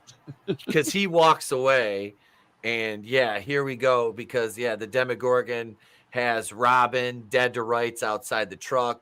The one's got Lucas. The one's got Mike. And so they all jump. Each one's about ready to jump and kill one of them, and Will's eyes turn white, and he stops each individual one with his fucking mind, and does the whole breaking their bones like that. To all freaking 3 or 4 of them, which was fucking badass. Yeah. And this is, you get the flashback scene here of him and Mike on the swings as kids. And all that, the nice stuff shows, their connection. It shows him drawing his art. The power of gay. Gives him his powers. building castle buyers, him and Jonathan. And it shows him in his sorcerer's outfit he made. And then cuts back to the Demogorgon on top of Mike. And all of a sudden, you see the wrist just go. Yep. Yeah, which was awesome. And he's floating while this is happening, right? Mike, Will is floating, isn't he? Will's standing there, and he's doing. For some reason, I thought he was floating. Nope, he's standing there. The Demogorgon's in the air. Oh, okay, that's right. Yeah, the one that's attacking Mike's in the air. The one in Lucas is on the ground, and the one that is attacking Robin, I believe, is in the air as well. And his eyes are just white. Yeah. Yep. And his nose is bleeding too. Yeah, I thought it was such a badass scene. Like, it was worth the price of admission, to get to this point. Like I said, they didn't just spring it on you. They've been planting the seed. And again, like, I'm really happy with the writing for him, especially considering what we got for like 2 or 3 seasons of this bullshit Will Byers story. It was mostly him and Mike, him looking at Mike like, super thirsty, and maybe, but nothing else about like, I don't know. I don't know how much he contributed to the story other than that. I mean, I'm sure he did, but it's not memorable, Yeah. But Will wipes the blood away from his nose, and that's the end of the 4th episode, The Sorcerer. That was a fucking great episode. Yeah, it was. It really was. The military just getting decimated. Vecna, his reveal, like I said, the walkout, showing like they built to the reveal that Will has powers. I know there's going to be people that are going to hate that. They're going to hate it. I don't mind it. I absolutely. What a shame. That's a shame. I hope not. I'm interested by Monday night. We'll talk about it a little bit because we'll have the news cycle, picking back up the beginning of the week again. I just hate that we have to wait so long. I know. Like, I get it's a month, but it's like, come on. Still, I don't want to wait. I don't. Yeah, either. I want to watch the rest of it. I do. This is a very bingeable show. I'm probably going to watch the episodes again. Right. But I think the first 4 episodes were a success. I really do. Yeah, I do too. Yeah. I think every episode was better than the last. Every episode was better than the last, you know. And again, like the first one was, again, I'll just say slow, maybe a little long. And again, I don't want to say like this was a bad thing. Everything was used properly. Everything was set up nice, and it led into the next episode, which really started ramping things up. And again, so it just snowballed. And I'm curious to see where they go from here. There's plenty of opportunities. Are we going to see Eddie? But I think Eddie is probably he's just done. I mean, we saw him die, in Dustin's arms. But how at least he's going to be redeemed somehow in the post life, like some sort of proof that Eddie was a hero. How Maxine, Max's plan to get out, that's good. That's definitely going to be interesting to see. Yep. Will blow Mike? I mean, by the end of the show, we'll see. Please don't. Yeah, no. 11. Let's not do that. Yeah, let's not do that. Will 11 blow Callie? I mean, hey, so there's so many options here, but what are we gonna get with Callie? If that's gonna be any good, I don't know. I'll shut up now. I don't know. What do you guys think? They're gonna have to. They'll combine their powers at some point. Yeah. It'll all be leading up to that finale, which is on New Year's Eve. So, that's right. Yeah. I think. Like I said, I wanna watch these episodes another time or two and kind of really dig into them and look for things, and then we can kind of move forward. And I want to see what the news cycle has, what the reviews are, what people think about it over the weekend. As it gets watched over and over again. But they said the initial viewing numbers were lower for this than any other season. But I'm like, what do you expect? It's the fifth season. It's been going since 2016. Yeah, but 4 was so strong. I know. I thought it would have really high debut numbers, honestly, because this was very anticipated. People have been waiting for this. So, and I don't know. I'm wondering what the numbers actually are. Like we'll get. Yeah. You know what I'm saying? We'll get adjusted info after the weekend. Yeah. But absolutely, man. But folks, we're just a shade under 3 hours, and I think this is where we ended. Gentlemen, thank you very much, Felix and Draven, for joining in this evening. Thank you to all of you in the chat for hanging out with us. And if you're watching this on the playback, hope you enjoyed our review of the first 4 episodes of Stranger Things Season 5. There's no outro tonight, gang. We're just going to say, if we don't see you, have a great day. A pleasant tomorrow. We'll catch you on the next one. Remember, it's always better to burn out.